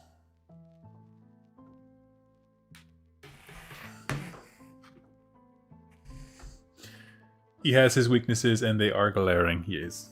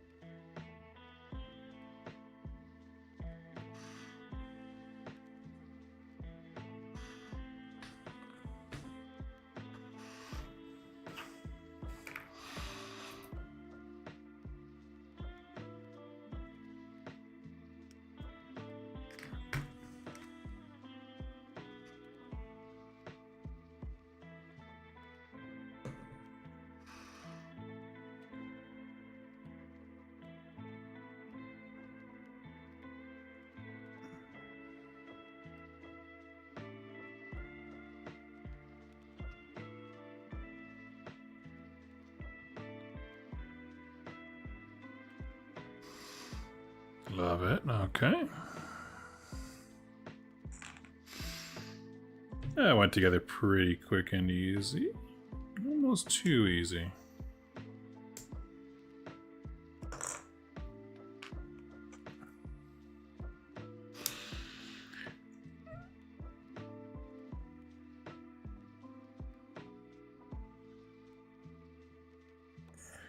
I had someone grenade him, then tank shocked him, and then lift him. Oh, to kill the lion? Yeah, I like when games there's just nothing in... I like when there's nothing that's truly invincible, you know?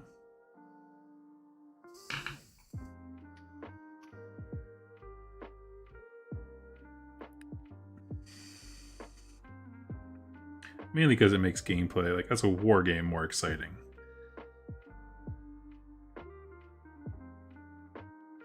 No one's ever been like, sick, bro, there's no way I could win this game.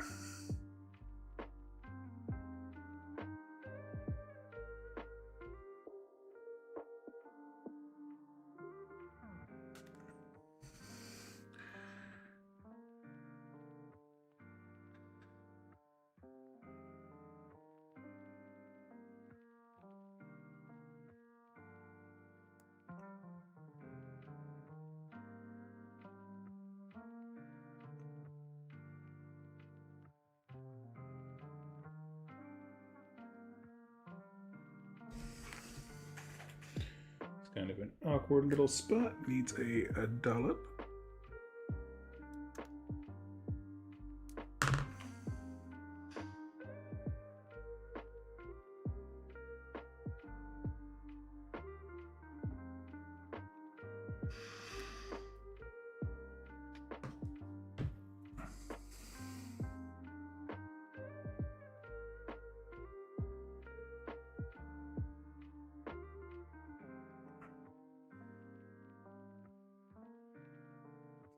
Sweet. 2 down.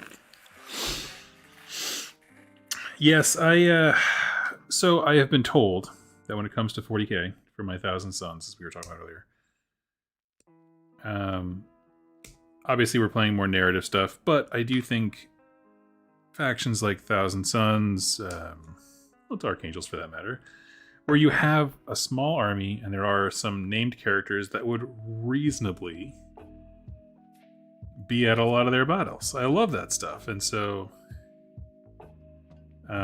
someone had told me, you know, 1,000 Suns is a great time to kind of release yourself from the shackles of only ever playing non-named characters. Like, because the stories, the point they were making, the stories of Ahriman and Magnus are integral or inextricable from this faction. So yeah, yes, any single time they go to war, it's not unreasonable to think that these named characters could be somewhere in the vicinity or at least aware of it. I was like, you know what? That's a really good point. So I'm going to try. Now, I know that list can take both of them, but thematically, I don't really care for that. So, I'm trying to decide between Magnus and Ahriman. I think because I want to stick with kind of the Rubrique theme and the Sorcerer theme, I think I'm going to go with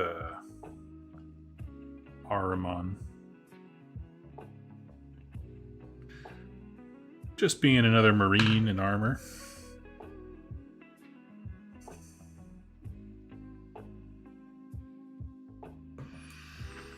I think will help him fit into my overall collection vibe that I got going.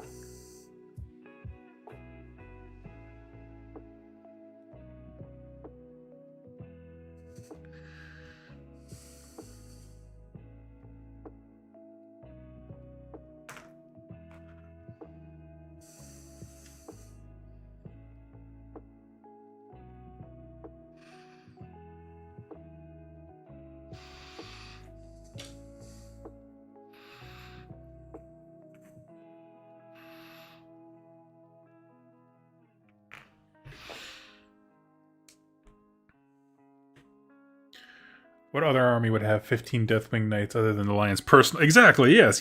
We can make this make sense.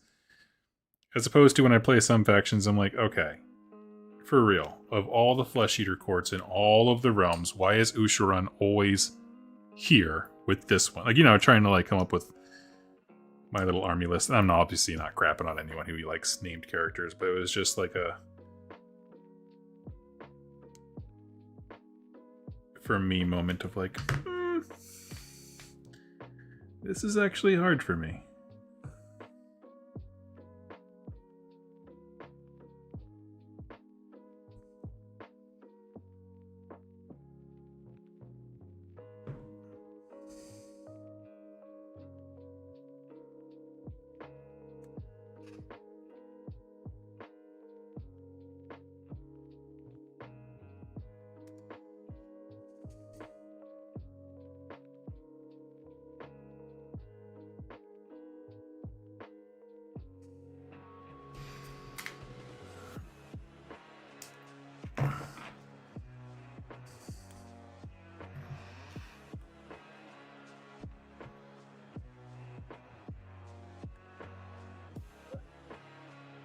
My army consists of 1,200 points of swords. I love it. That's the way to do it.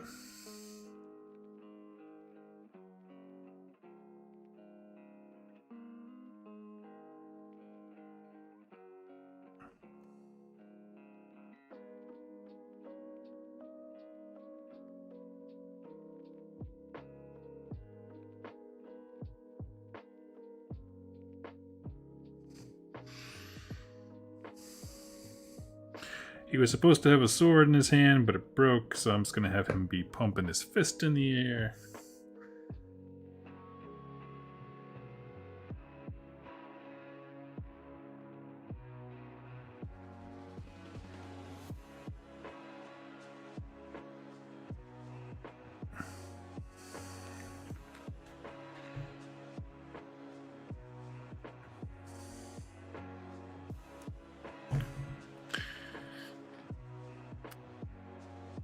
My Sons of Horus in Horus Heresy have a very similar... I'm going to skip this song. This is going on forever.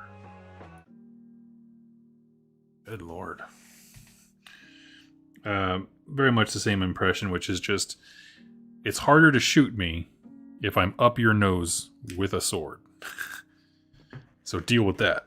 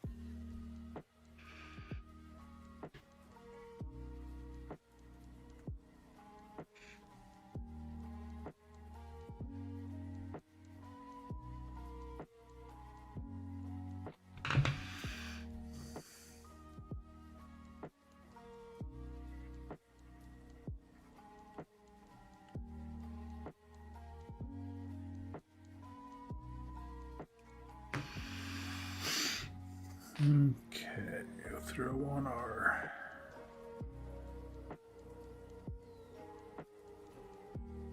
Throw on our sacrificial dagger hand.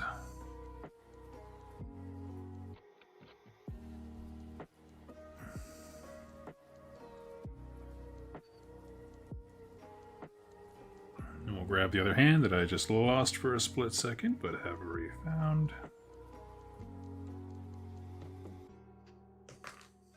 Hey, all right.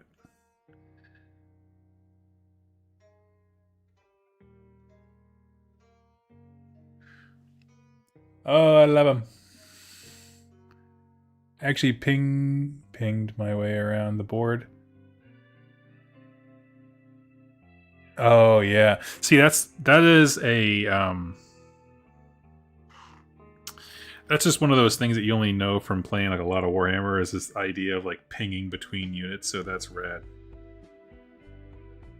I remember when someone first introduced the idea of like consolidating into another combat to me, I was just like, what?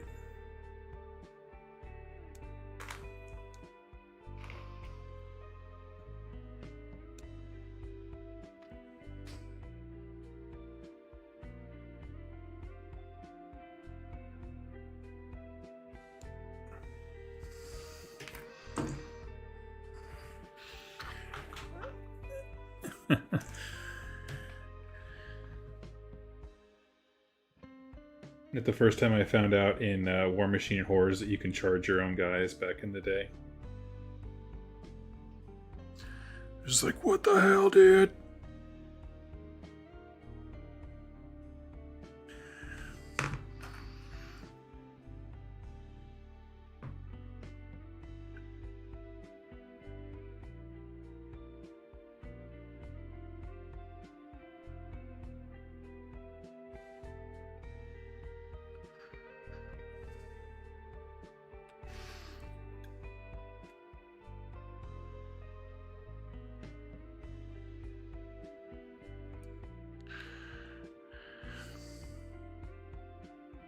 Oh, I knew what you meant.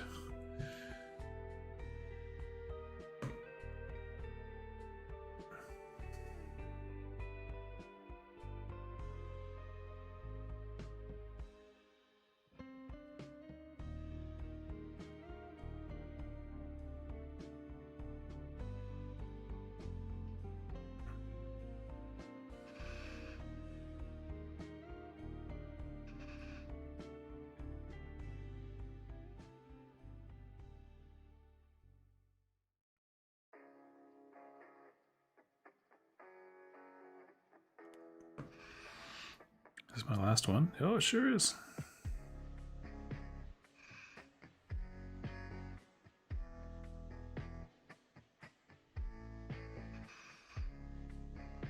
Yes, chopping forward with the sword while the pistol is being pulled backward. As if you were shooting and slashing on the way up. So, our last little step here, we're just going to cut these out.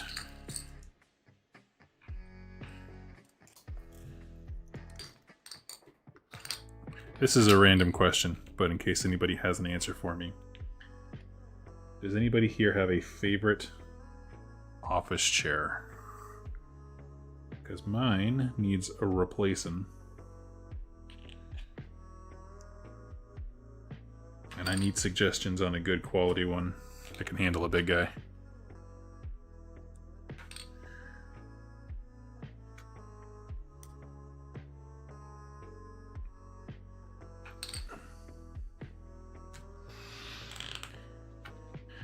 Maybe it's part of the delusions they all have. I believe he is here and ever since. That'd be incredible, yes, for the Flesh Eater Courts, yeah. I'm pretty sure the boss is here today, right? Yeah, and everyone just kind of like thinks it enough.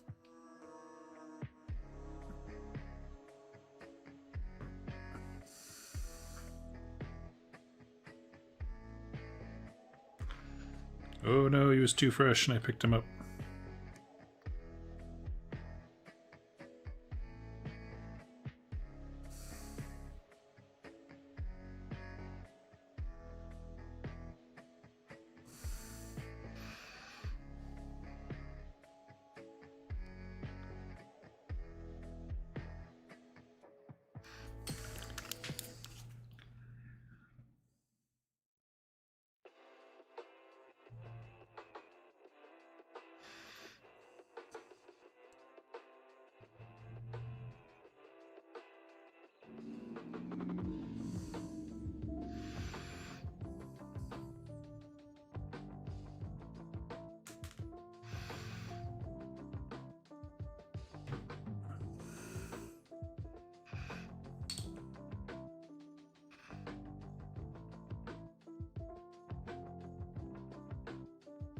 Okay. Ding, Doug is done with this stupid head. I'm gonna green stuff the mother loving F out of you just to keep you down.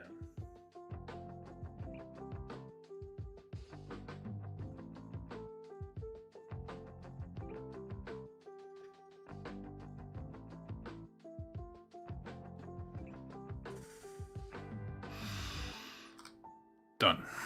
Got real tired of that.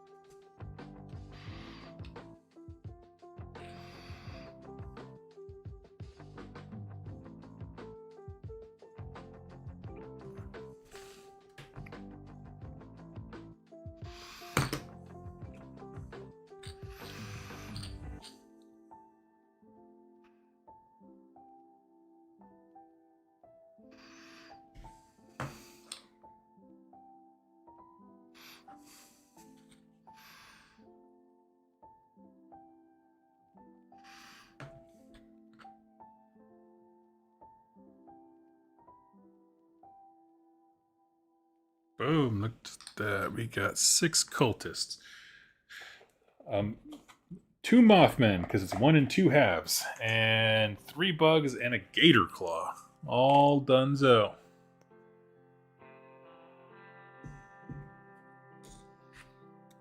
And I got 1 more bag of cultists, and I think I'm going to wrap it up for the day. If anyone has any topics of discussion they'd like to add to the pile, please go ahead and type them in now. Oh, I got a bunch of extra guns. Cool, I'll save those. Always a fan of bits.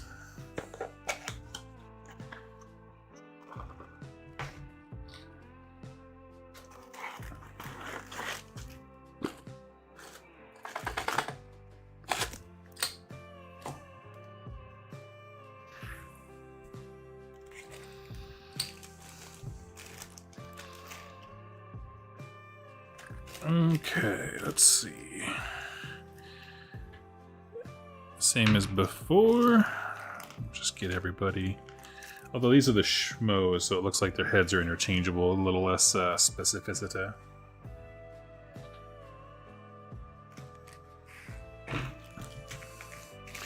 But we can easily tell them apart by their stances, so we'll just get all the torsos out here.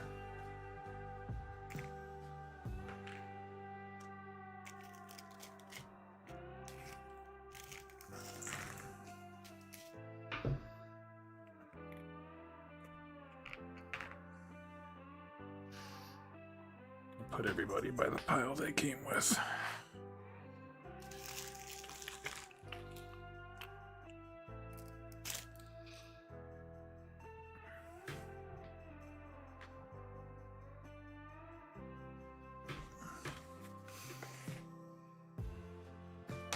This is this guy here with a sniper rifle.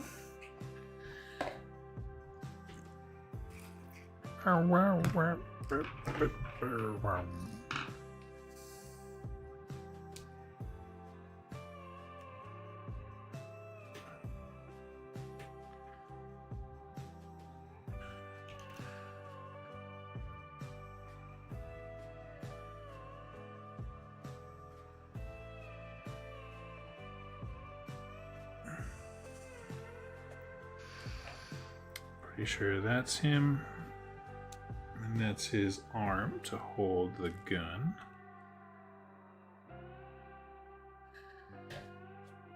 I'll go back and give them all heads afterwards.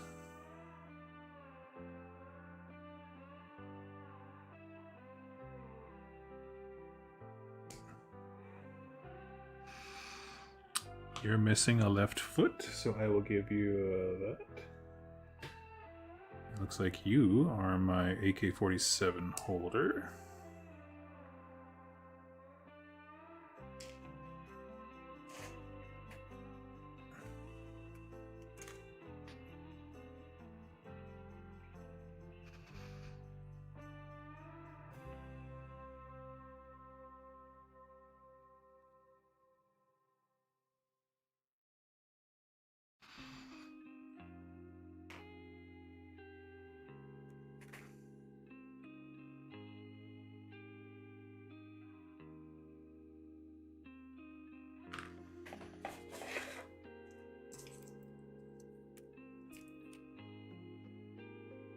Here's another one. Okay, I was like, I'm missing a right arm.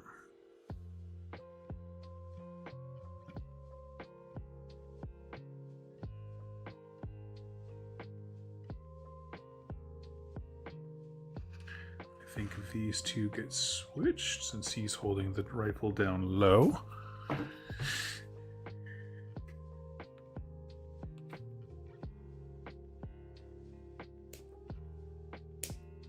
Okay, so we got one guy.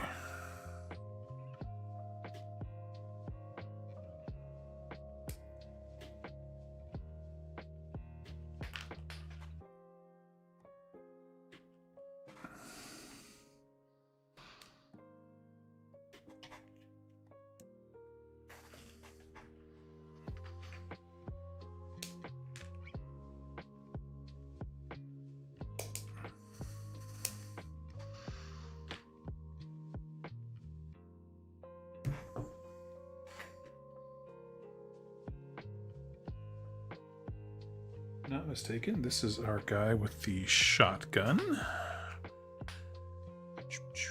Yep, right here, 2 hands, perfect.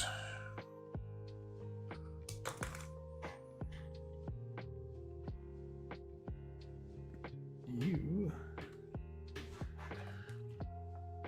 look like this guy right here in front. And he's got a pistol and some other item in his hands. Let's see what we got.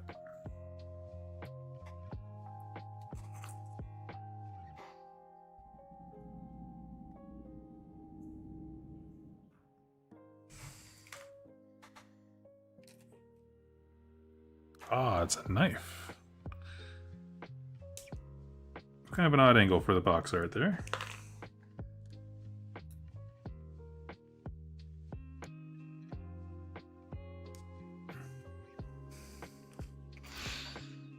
Hey man, new to AOS, your lore videos have been a godsend when it comes to understanding the lore. Oh, well thank you so much. I was just telling folks I promised to get back to them soon with the Hellsmiths of Hashut.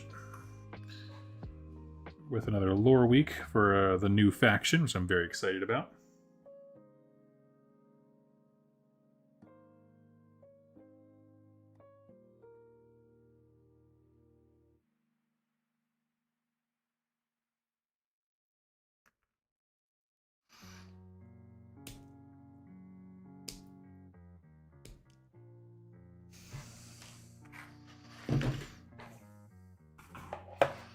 Hold on, I need to do some light math on how many dudes I have left. So, okay, I think I'm kind of sizing up what I'm looking at compared to the box. I think this is that one, this is that one.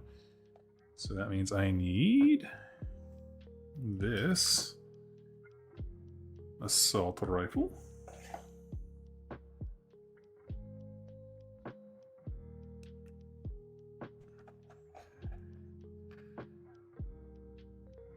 And for you, you have a Molotov cocktail. And you could also have a sword, though. Which I think I'm going to give you. I think I'm going to do the sword instead of the Molotov, because I find the swords to be more useful.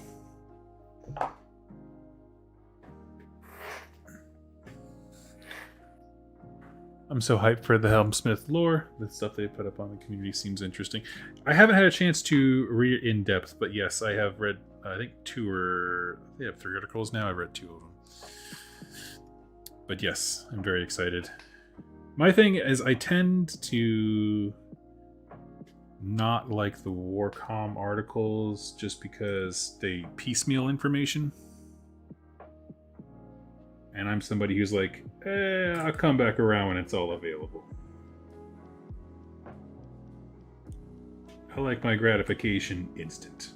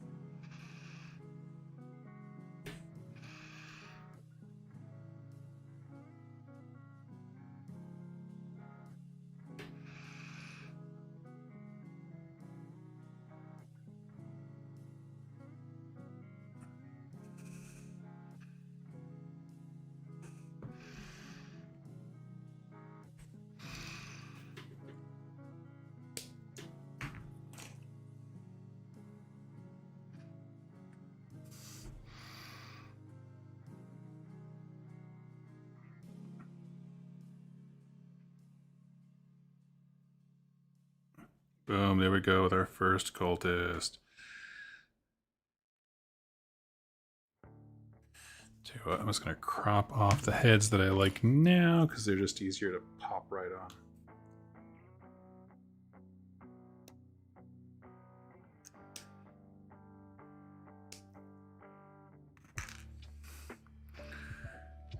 So 1, 2, 3, 4.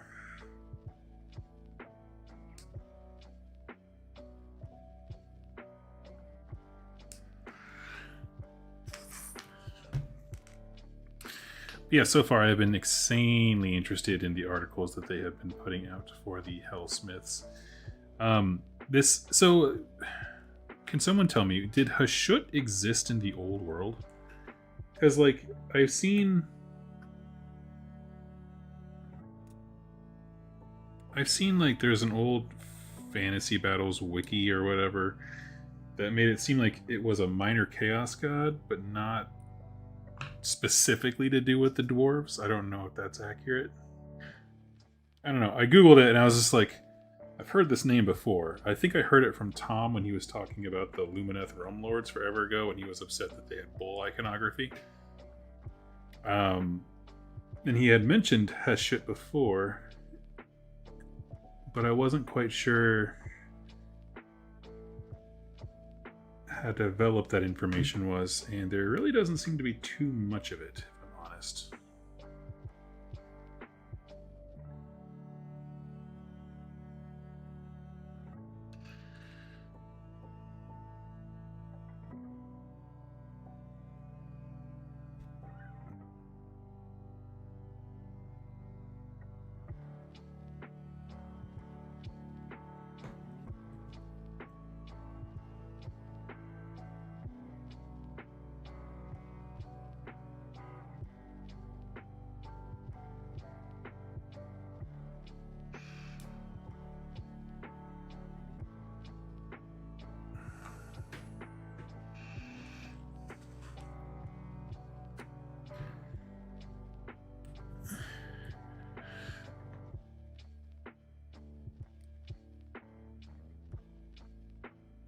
I know that in the old world, Vallejo was a thing. That's the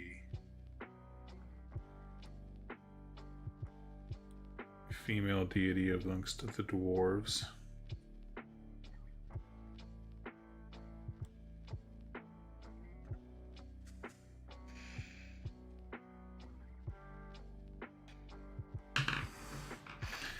So if I'm not mistaken, Vallejo got at least name dropped at some point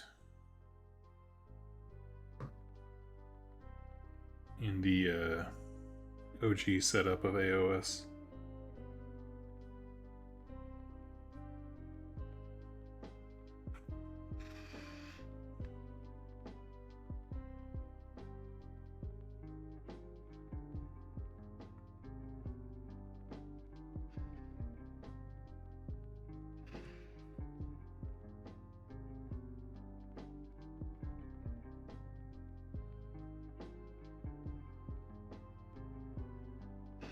Oh yeah. Building Warhammer or listening to Gangster's Paradise.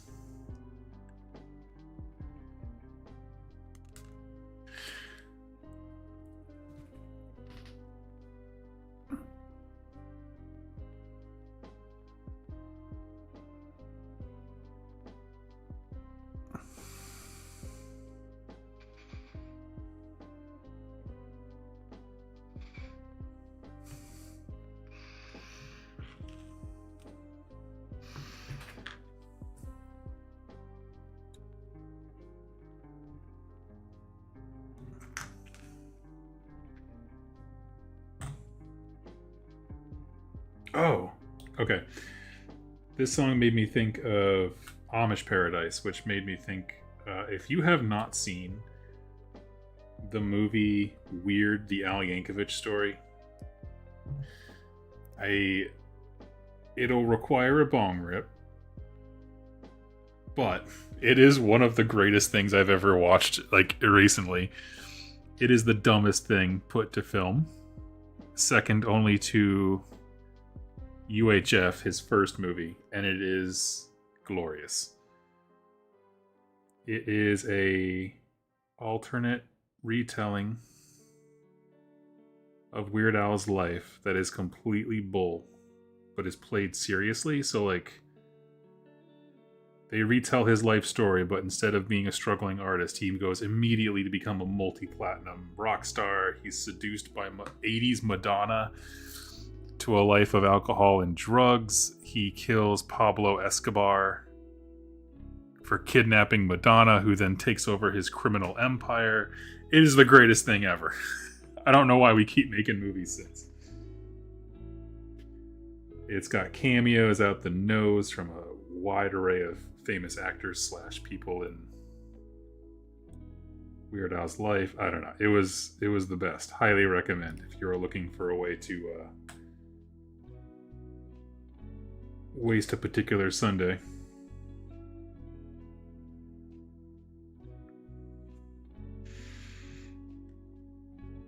And also the standard jokes of, an accordion is the most popular instrument among kids. People think it's the sexiest thing ever. He becomes a rock star because of it. Oh, it's so good.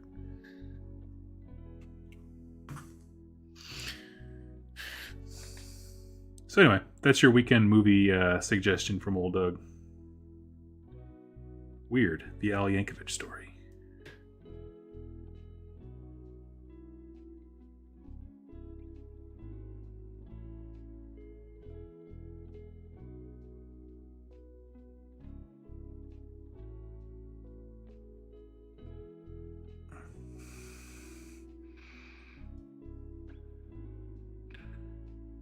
Hey, there we go. Took a little bit to get.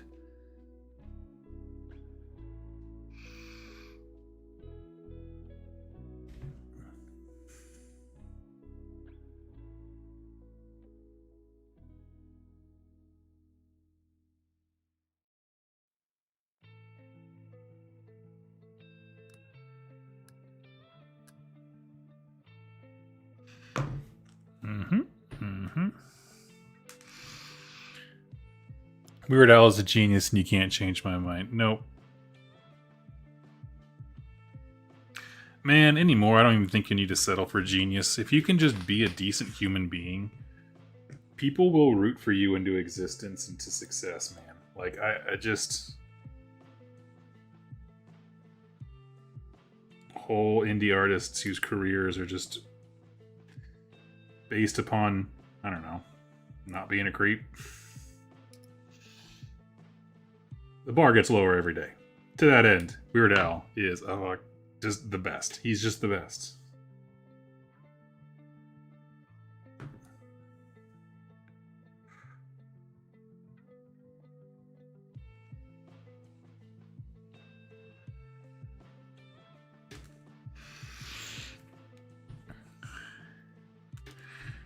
But yes, they the whole movie treats it, his music, they play it straight as if he is like a legitimate pop star, like the highest thing that there is in the universe. that taking other people's songs and putting different words to them is like this new idea that's revolutionizing the music industry. Oh, it's the best. I don't want to write original songs. I want to write different words to other songs, my God.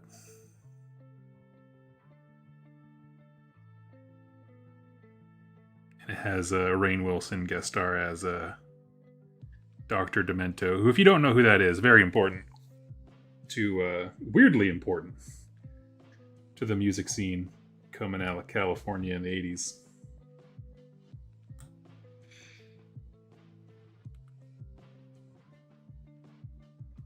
But instrumental in creating that kind of comedy music that Weird Al knows. He was a big inspiration to him. I had a Dr. Demento track forever ago.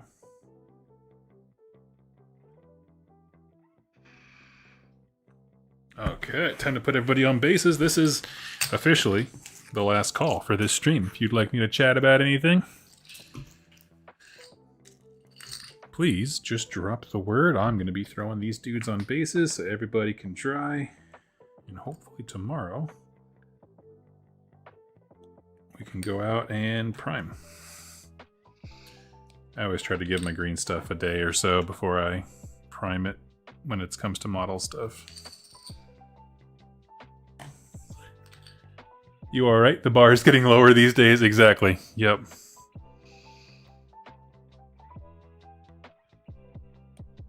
I don't mean in terms of talent. Like, I don't want to be like one of those old mans like, kids these days. I just mean like, it just seems with more artists getting direct access to their clients in the way of social media and stuff, people vote with their dollar and are like really tired of crappy humans.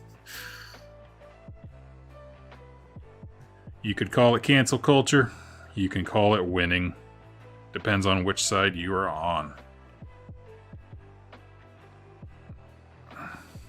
Right, typically it's, they're canceling me if you are the douche.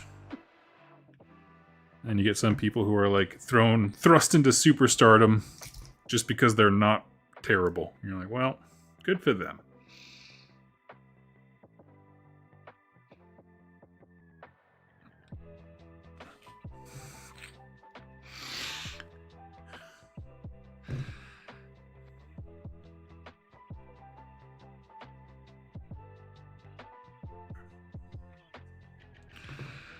Also, to be clear, I'm not talking about anyone specific. I'm not like hot gossing. It's just an observation that I think artists like Weird Al have such an interesting opportunity in the digital age that didn't exist for him. I mean, and he's super aware of that. He talks about it quite a bit.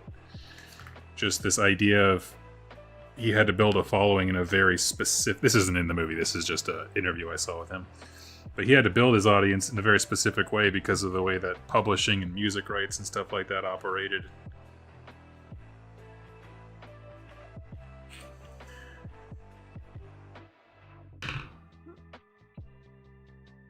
And there's nothing cooler to me than someone who like wins and then can look back and be like, yeah, I don't know if that would ever happen again. You know, I mean, like, or it certainly wouldn't look the same way, I think was his point he was getting at, is like, someone can do what I did, but it's not going to look the same because the industry has changed. The internet just alone has changed everything. Let's see, TP King, as someone super new to the hobby, what are the most forgiving army to play? Stormcasts or slaves? Forgiving? I'm hard pressed to beat Slaves to Darkness. They just have a wide roster of different kinds of troops because they can be as tanky as Stormcast if you go Chaos Warriors, but they could also be cheap and disposable like Dark Oath if you go that direction. So, you know, if we're talking about their range in totality, probably Stormcast. If you're limiting yourself to Chaos Warriors, then they're pretty much on par, in my opinion. I think of the two, Slaves is probably more forgiving. Make sure my camera's working before I start talking into the nothingness. Probably Slaves to Darkness is more forgiving, in my opinion. You also have access to different kinds of things to learn how to play the game differently. Like, I feel like the model range just has more unit diversity in terms of, you know, there's both have monsters, both have heavy infantry, blah, blah, blah. But I feel like the staple of models in Slaves of Darkness is much wider. In terms of most forgiving, I would also put Ironjaws in the list of contenders because they are exceptionally straightforward in terms of what they want to do. And you just have to get better at learning the objective play of the game. So between those two, I'd probably say Slaves. If you're going to open it up a little bit, most forgiving armies. I've heard wonderful things about the new Khorne book. I haven't had a chance to really dive into it though, but I've heard great things about it and I want to check that out a bit more. Anybody in the chat before I go ahead and close this off? Does anybody else have any ideas? That'll probably be my suggestion. Slaves amongst those two, and then if you're still looking, don't rule out Ironjaws. Also, my chair is broken and I'm now permanently at a weird angle going forward like this, so time for a newbie. Okay, friends, I'm going to go ahead and hop off for the day. I hope you all have a fantastic Sunday. I took last week off to do some other business stuff with my wife, but we also run her author services website, so I help out with that some weeks. So I'm back at it. I have an Emperor Protects recorded that I'm going to be streaming or putting out live this week, as well as some other Horus Heresy things, and then I'm going to jump back to AOS very soon whenever the Hellsmiths release, which, I mean, they're showing articles, so it's got to be soon, right? I don't know. They don't really give me dates for anything, so we'll see how that goes. But friends, thank you so much for hanging out with me and watching me build some Fallout stuff, even if that's not the game you play. But I'll catch you all very, very soon. Happy wargaming, friends.